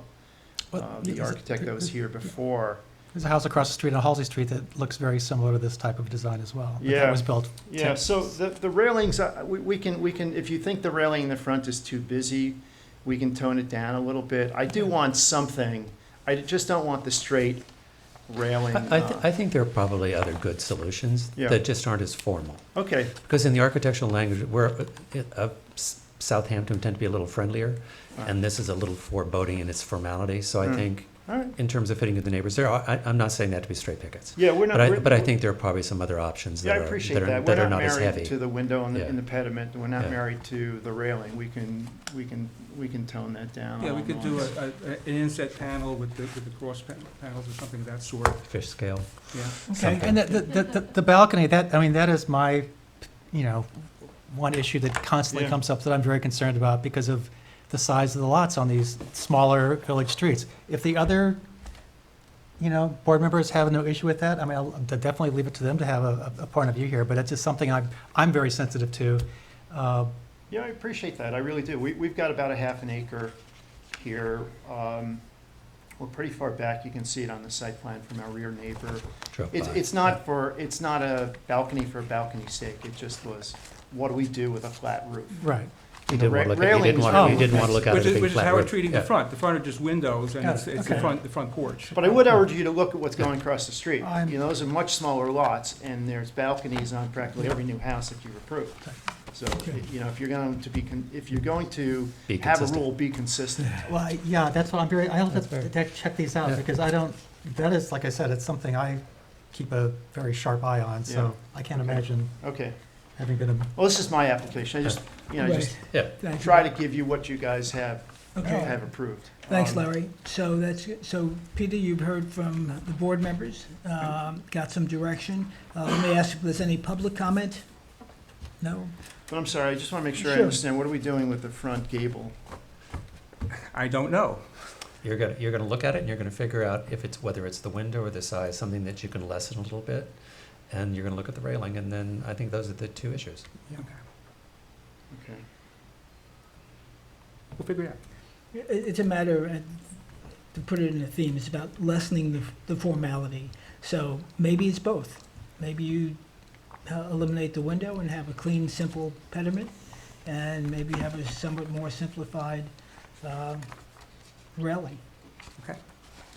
So, other than that, you've got a nicely designed house. So, okay. Thank you very much. Nice Thank you. Okay, I move that we accept the applicant's request to adjourn to our next meeting. Second by John. Okay, all in favor? Aye. Okay, great. All right. We're getting there, folks. Thank you again all for your patience. The next one is Josh and Caroline Brannon. And so where we stand on affidavits? What's that? Good evening. Okay. Kira Murphy, attorney for the applicants, the owners, Josh and Carolyn Brandon. I was wondering if you could put on the screen the A11 I apologize, I'm out of battery here. Okay, Okay. so I'll just put And I'm this. sorry, I didn't catch your first name. Charger? Do you have a charger? Kieran. Kieran. Do you have a charger? Kieran, okay. Apple? No, sorry, Oh. I guess you can. This is the main Okay, addition here. thank you. Okay. Okay, It's a circus. hi, so Okay. anyhow, Yeah. we've already been to the ZBA, and I'm here for a dormer that, to Okay. add on to existing dormer, which you can see on that drawing. I also have the architect on Zoom, that I'll have him jump in. Chris Profeta? PR? Prof- Profeta? Chris Profeta? Yeah. Okay. Okay, so we went to the ZBA, and they had 2 dormers there, and the reason they wanted to add ended up being 132 square feet and 2 additional windows is that they can't really circulate air or use that space. So we got the variance. It's also in an area where the buildings are non-conforming, so it wasn't just 132 square feet. We also got, I think the limit was 3,500 square feet, and so we had to get an additional 1,000. But what's really changing on this east side of the building is this dormer, which the paint is going to stay the same. I have, it was hard to find a paint color. They gave me a old can of paint. So I went to 2 paint stores. This is in the record, and I was told this is some kind of factory made, but this is Benjamin Ward OC 151 white. Microphone, please. Oh, sorry. It is,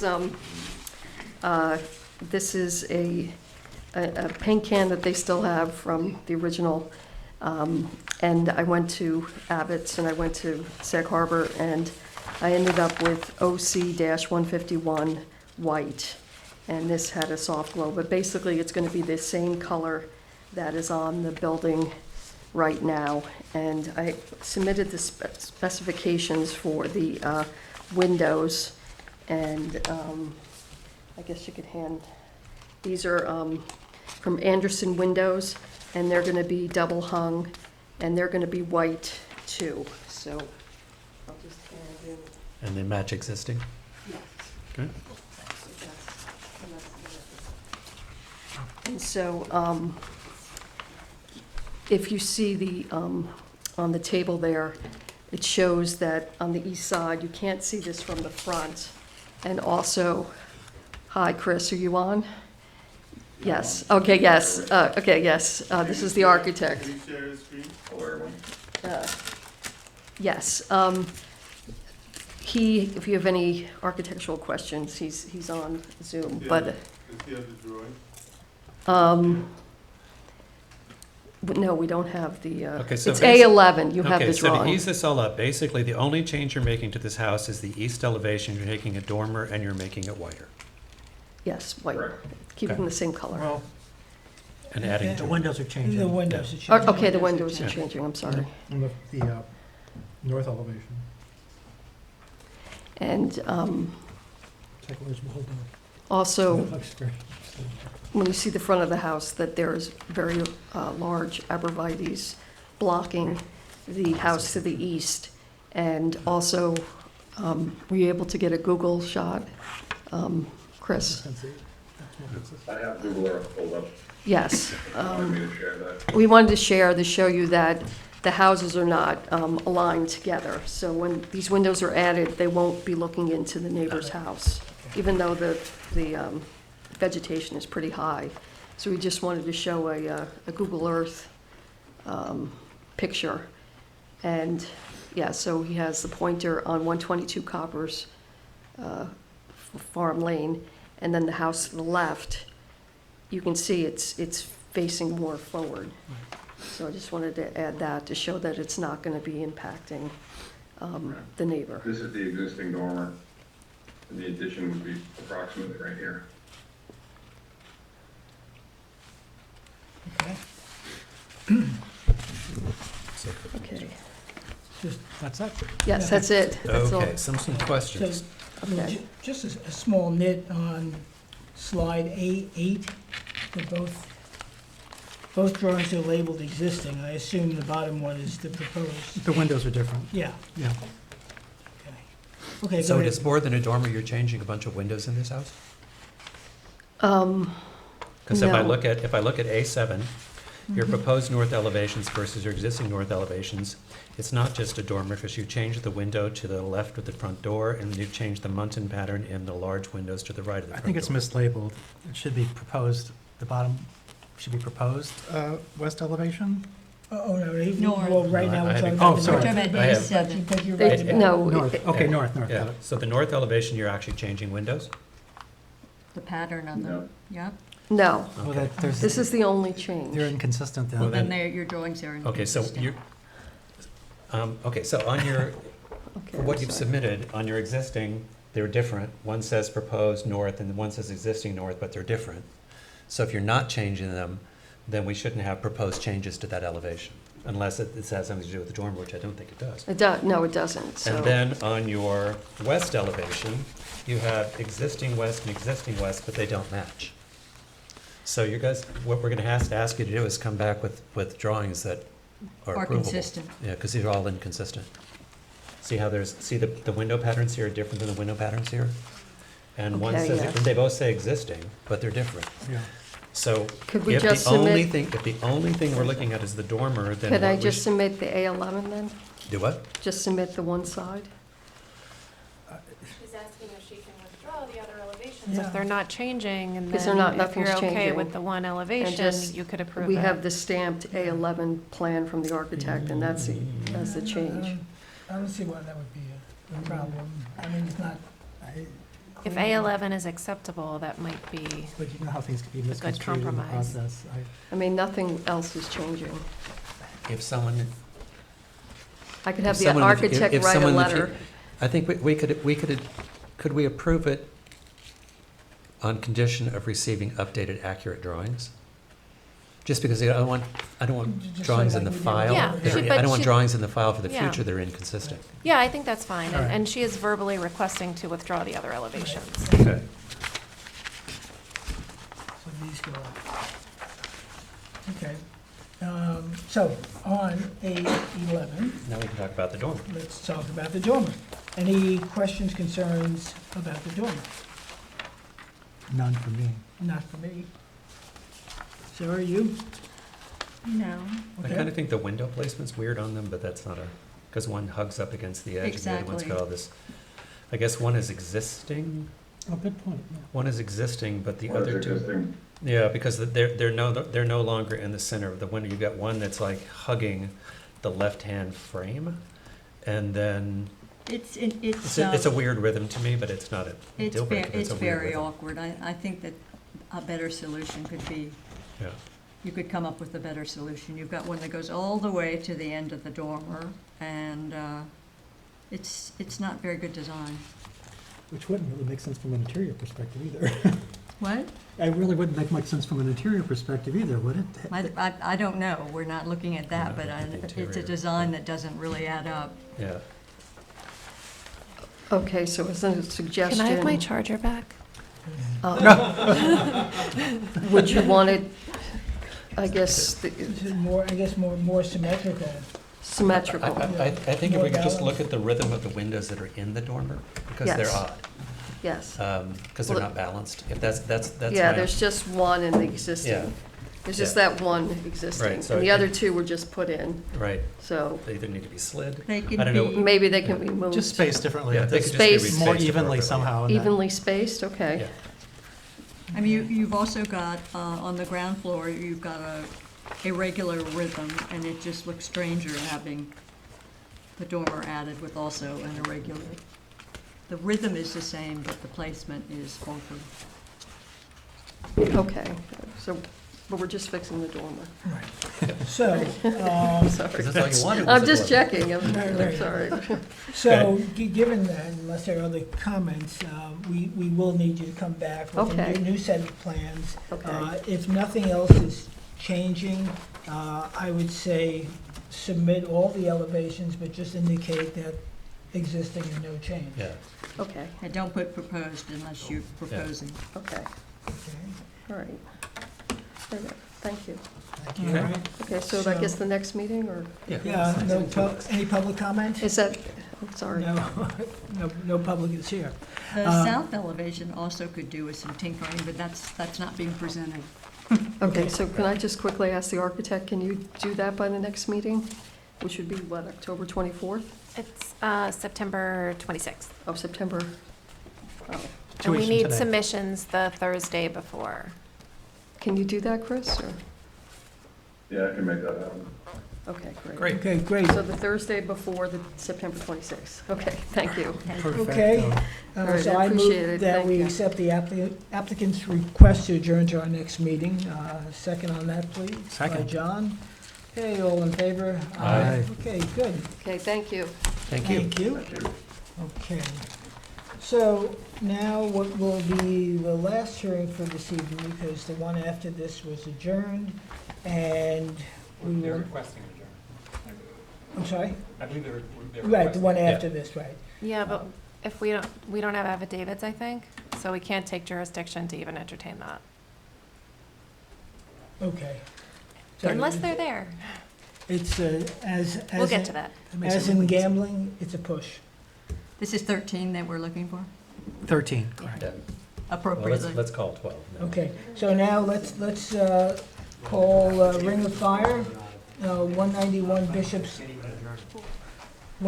Bishop's Lane, to amend the landscaping plan. We have affidavits on this? Yeah, these Okay. are in order. Okay. These affidavits are good. All right, good. Michael, introduce yourself. Michael White, Southampton, New York. Okay, great. When we left the last time, there were plans for a landscaping plan. There were plans for a landscaping plan, but plans were never received. So, anyway, tell us where we are on this so we can move along. We refiled this for, I'm not sure for what reason exactly, but at the end of that meeting, I thought we had an agreement. We were planting 3 trees in front of the garage on the neighbor's property. Right. And then they said that 2 months later, they said, we don't have an agreement because we didn't show up for the next meeting. I don't remember it being adjourned. I thought it was Okay. concluded. So we refiled, we spent another Okay. $400. Okay. These people have spent so much money on these 3 stupid trees. I mean, they've paid the neighbor Okay. $2,400 for no reason, and they're just, All right, they're let's- over So it. what are we here to Let's- discuss? yeah, Let's review what Let's we're, just talk about the plan. I'm not interested in finances one way or the other, because I don't think that's gonna benefit anybody. So anyway, there was an arrangement that was made to plant the 3 trees. Or do we have an agreement in place now? Did your tree person go next door to Mrs. Genovese and have a meeting with her and agree on trees that were to be planted? Well, what we offered were 3 maple trees. Tin, the building inspector, was speaking to Miss Genovese about what trees she wanted. This went on for 2 months, 3 months. Now they're at the point now they need a CO. So this has been costing them a lot of money, a lot of time, and I don't know where we're at. I heard there were I 3 don't- trees she wants now that she just said, I guess, last week. I mean, she could speak to that. Well, you submitted you submitted a plan. Oh, wait, this is July 28th. Is that the plan we're looking at? The original, yes, this is July 28th. July 28th. The meeting date that we had on site was May 20th. Right, so this is the plan that was submitted, okay?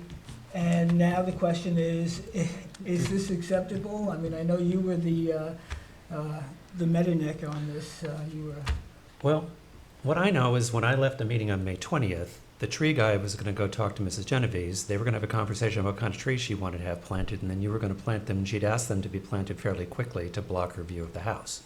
So I don't know what happened in all that. Because we had meetings after that. So after that, we came here, we proposed the trees.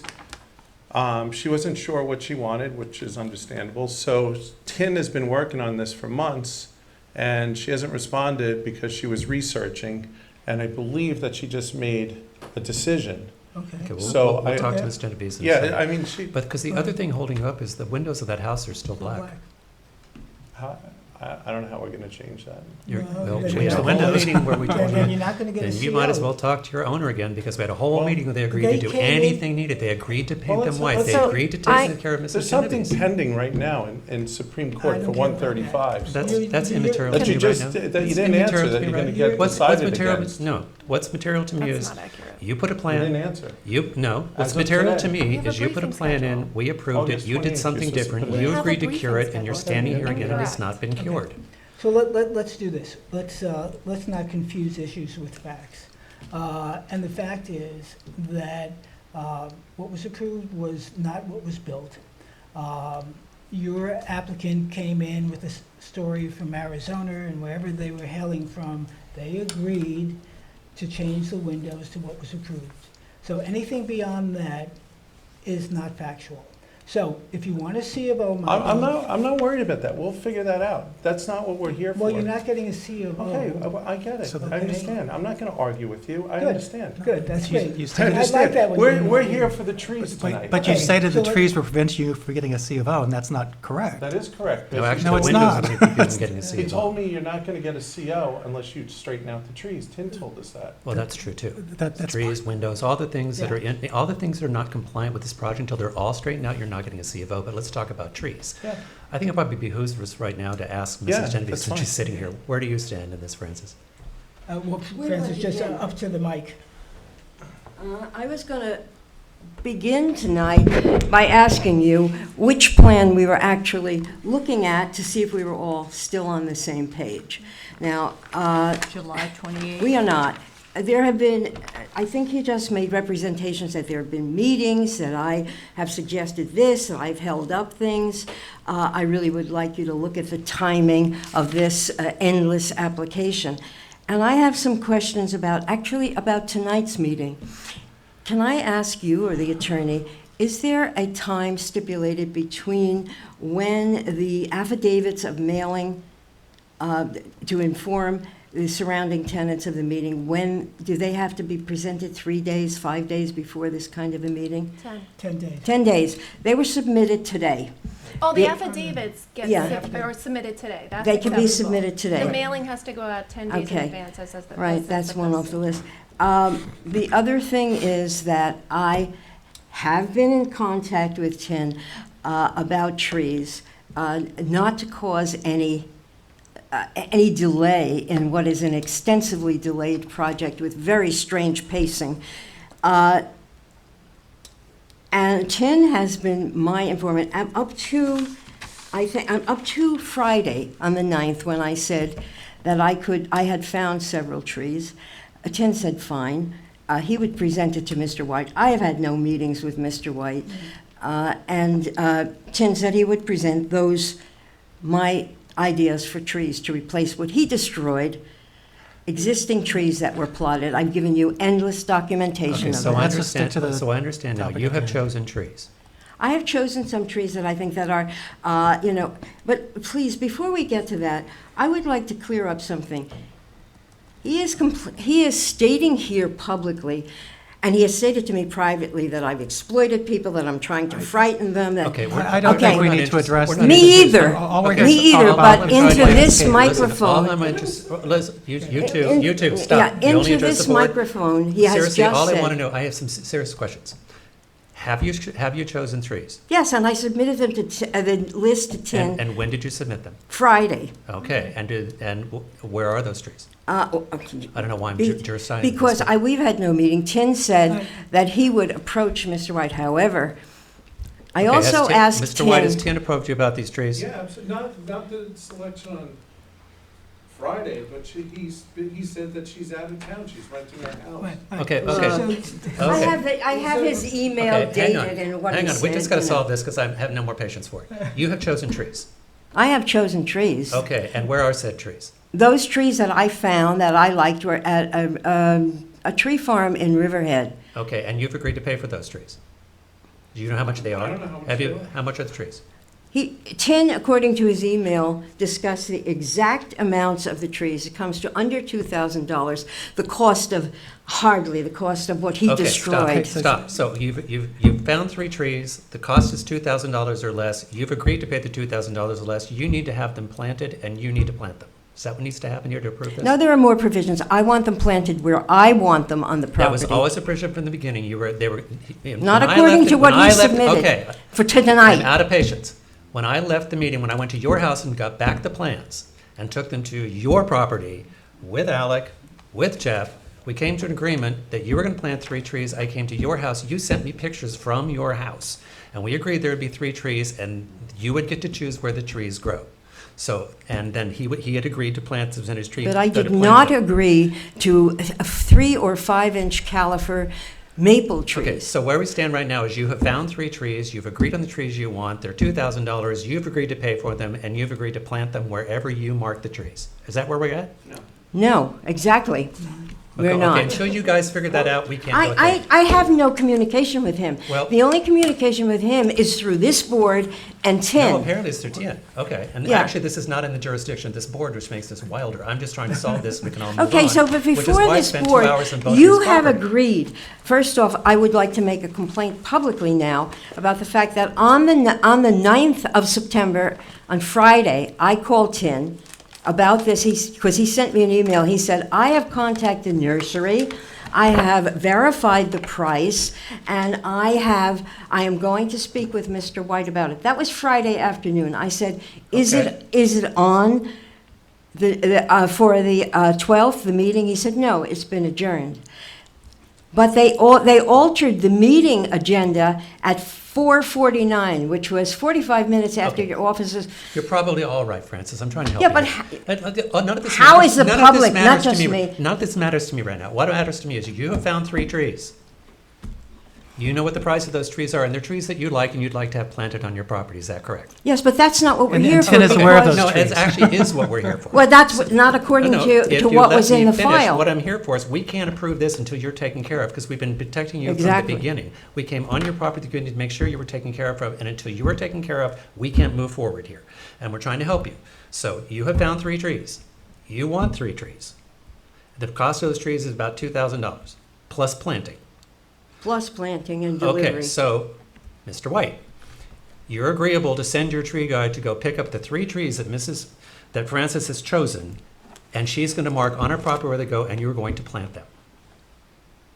That's a yes or no? Just hear me out. No, I'm tired of hearing this out.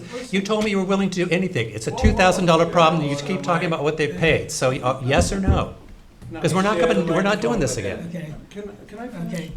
This is very simple. It is very simple. That's the problem. Listen, You should have taken care of this after May 20th, but go I ahead. did take care of it. No, Are you apparently kidding? we're still Listen, here on you September the shouldn't be 8th, but go entertaining ahead. her. I'm Go planting ahead. trees on somebody else's property. That's not even legal. Go ahead. So here's my idea, and this is the owner's idea. Give us how much it is to plant them, how much the trees are. We'll give her a check. I'm not going on her property. Would you go on her property after all No, this? probably not. Probably not. Are you agreeable to that? Will you? Fine. Okay, What- so, within reason. Include delivery. Oh, come and on. planting. yes, okay, that's Want me to reasonable. water them? You- What I Stop. want you is to finish an endless project and get out of everybody's It's been hair. going on And for so- 10 months, so okay? now, whoa, so the agreement we have is, Francis, you're gonna call the tree people where you have found the 3 trees that you want. You're gonna ask an estimate to transfer and plant them to your house. You're gonna give the estimate for that total cost to Tien. Tien is gonna communicate that to you. That's been No, it hasn't. Yes, Did it your, has. did your estimate have planting and transportation or just trees? $450 a tree. That's what she found. So Okay. that's How- $13.50. In your estimate, did it have transportation and planting? No. Okay, you need to go get the estimate for transportation and planting because that's probably better for you to have somebody on your property that you hire. Do that, you're gonna give us an estimate, give it to Tien. Tien will give it to Mr. White. Mr. White will approve it, and once the trees are planted in your yard, then we will come back and look at this another What time. universe are we in? The ideal universe or what he is actually going to do? I'm in the solution Because you know universe. that I'm it's- in the solution universe. We've been talking about this since May, and it's 3 trees. To be honest with you, I'm trying to help you here just to get this done for you. We're willing to give her $2,000. I'm not negotiating this anymore. I'm not doing this because Well, then this- she then- told me it cost $2,000 to put down a yard of topsoil, okay? So I mean, we don't have to go through this, So, okay? Michael. I will give her $2,000 and No, that's you it. won't. You will not. You will give her whatever the estimate is to put those trees in the Putting ground. that on so the not record? 1 cent comes You're out. putting for that it. on the record, that you're holding was them on the record. under That was duress on the record to plant it before. on somebody else's All lot. right, so, On the That's what record you're is- saying. No, because you are No. not discussing what has been on the agenda since May, which is that he removed at will 3 mature trees and We disrupted went my through. property. We went through all that. That's the issue. All right, Not so- That was the I'm issue. here That's- looking for trees. I want to get, ladies they and, need to ladies get, and gentlemen. Jeff, seriously, No, they no, Michael, need to Michael, get a, they Michael, need to get a Michael, CO, Michael, okay? Michael, This has Michael. to end. That's not going to resolve the C of O issue, by the way. This has been going on for 3 months. Guys. I go up there every week, and he's like, well, I can't find Frances. Check Frances it. doesn't know. She wants to go to a nursery. I find Francis Berlisa. Okay, all right, ladies and gentlemen, I am Okay, now before calling this this dissolves into- application. I move like that I'm in a we movie. close this application for discussion. You, at this point, unless you agree to do what Mark has laid out, then we will simply deny the request. You will not get your C of O, you will not get your trees, and you will have to fight it out in court between the two of you. So either you accept the fact that we're trying to apply. I accepted that.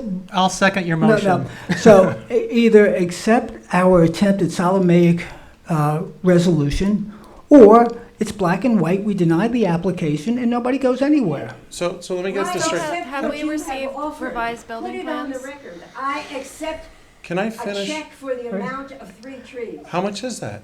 I don't know, but Mark said That's to the get whole an issue. estimate. Yeah, that's So, anyway, Alice, you had asked a question. So I have in my notes that the last time this was on was May 23rd. That's right, Okay. because we went for the site visit on the 20th.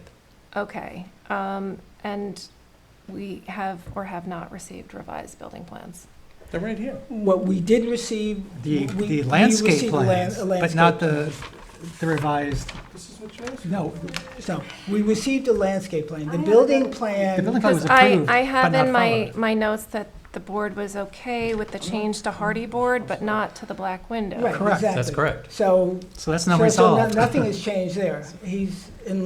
Unless he builds it And as at planned. that meeting, the building owners agreed to change department the windows or is paint them. restricted from giving him a C of O. I have in my notes that the owners agreed to paint the windows white. They did. That's fine, that's That's right. fine. I'm not arguing So that. what's holding But you that said- up? We're not done with the house. We're almost done. We're putting we just put the pool in. Okay. We're almost done. Okay, so we're almost done here, too. I know I Just- can't get a CO, but to say that you're gonna hold up somebody's CO because they won't plant trees on somebody It's- else's it's only- property. That's, it's you- what you're better- missing the point here. It's what you agreed to, I think the Michael. board We'll- should consider some screening on their property It's as fully an screened, alternative. fully screened. It's on the plan. Yes, and I would like to speak to This that. is like beyond the scope. of This is what the court ridiculous, can is what do. it This is. is I know, we're well crazy. beyond our scope here. We're just trying to solve this thing. I know. I know you're trying to make This- everybody happy, and we're trying to offer $2,000. So, That'll be $5,000 we've given her. She has remedies in Supreme Court right, if they did in fact destroy her trees.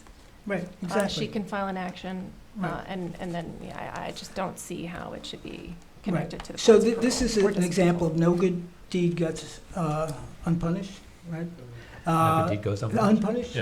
Unpunished? So this is where it stops, okay? You can choose to accept what Mark has laid out as perfectly logical, or we're just going to require that screening be put in. When you submit a new building, well, I'm so confused. I mean, he had said he was going to paint the stuff white. It's still not white. And Well, what about the we garage door? had No, plans, Blank as well. the plans that we have show white. Right. So they just put in the he has to black build windows. it They have to to white. build Okay, it so to then the our plan. plan is okay? That's fine, that's Okay, fine. all right, We're, all right. I'm They're fine. non-compliant. I'm on board with that. Okay. The trees are our issue. And I understand what Mark wants, but you can't just go in this blind and say you're just gonna pay the bill. I mean, Well, she was going to get a new estimate, including the trees, the delivery, and planting. Submit that to TIN. TIN will then organize whatever with you to have it done, or to provide the check to pay for the planting. That's it. That's the end of story. This That's is end of really a story. civil dispute. We gotta get I have this some place. points. So how do we bring this to a close? All right. We're not There the was a- mediators here. Okay, Under the so we're going to end this RPAPL, night. she could be entitled to treble damages. Right. So go that route. Yeah.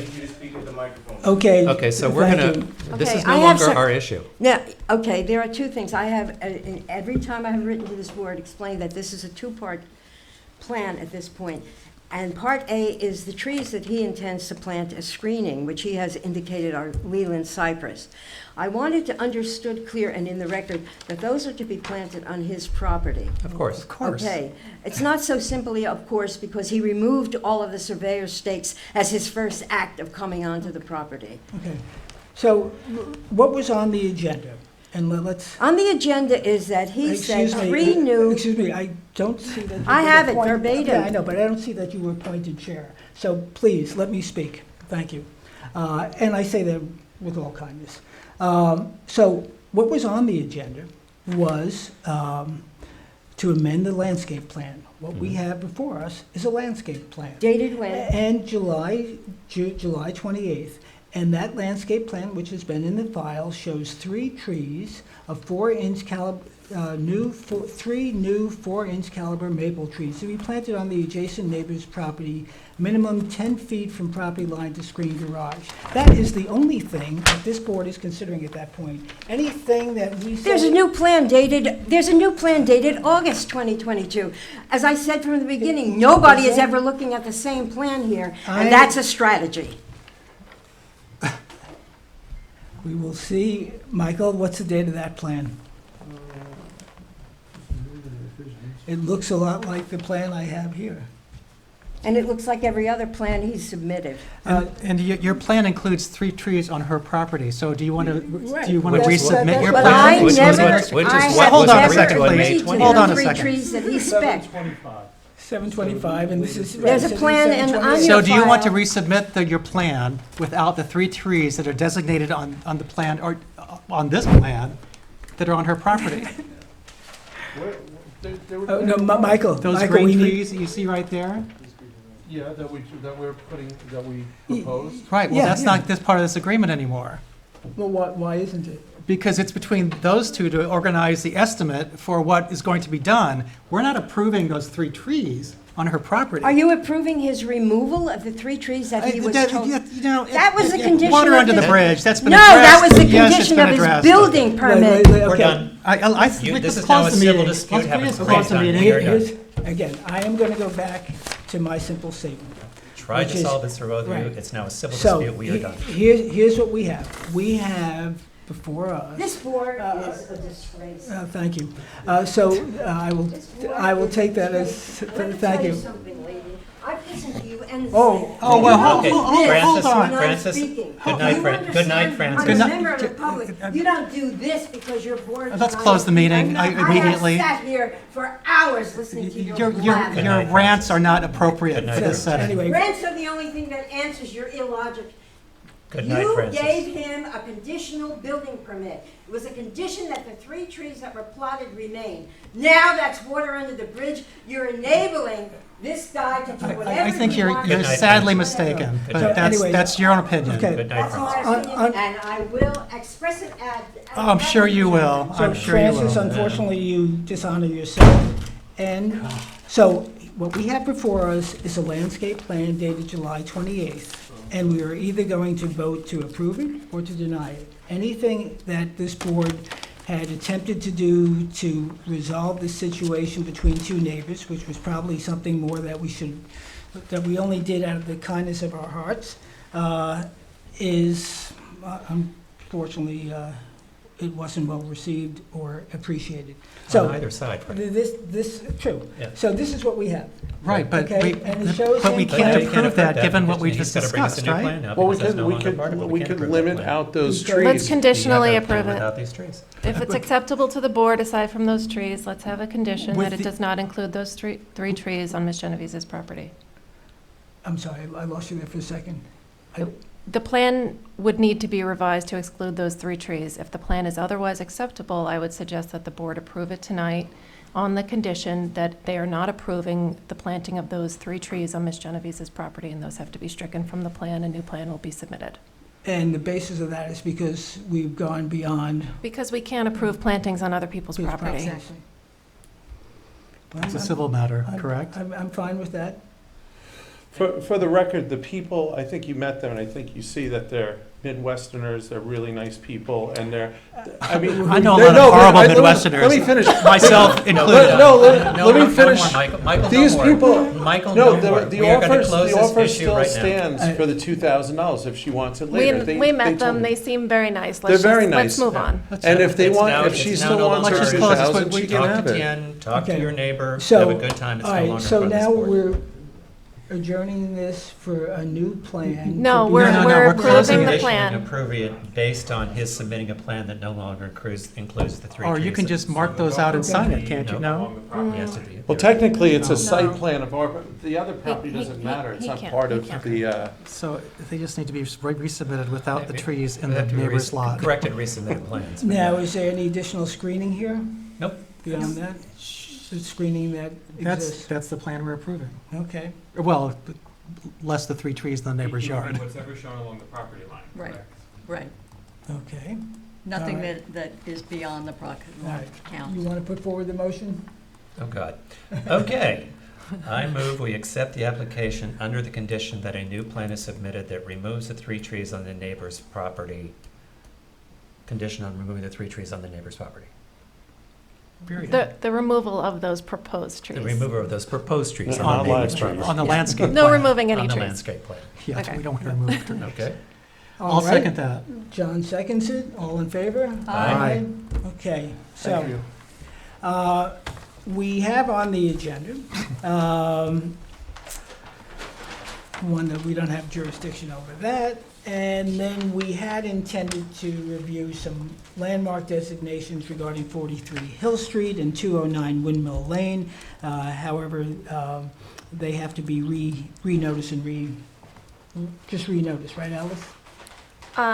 They need to send out the mailings, and I think the board should maybe take a little time to review the reports that we got in. We only got them They're pretty today. thorough. Yeah, they Okay. are. They're really Okay. well Yeah. done. Oh, yeah, those plans, yeah, they're So great. so we'll push that to the Yeah. next meeting. And those are, for the public, those are in the file, so Yep. they are available for review.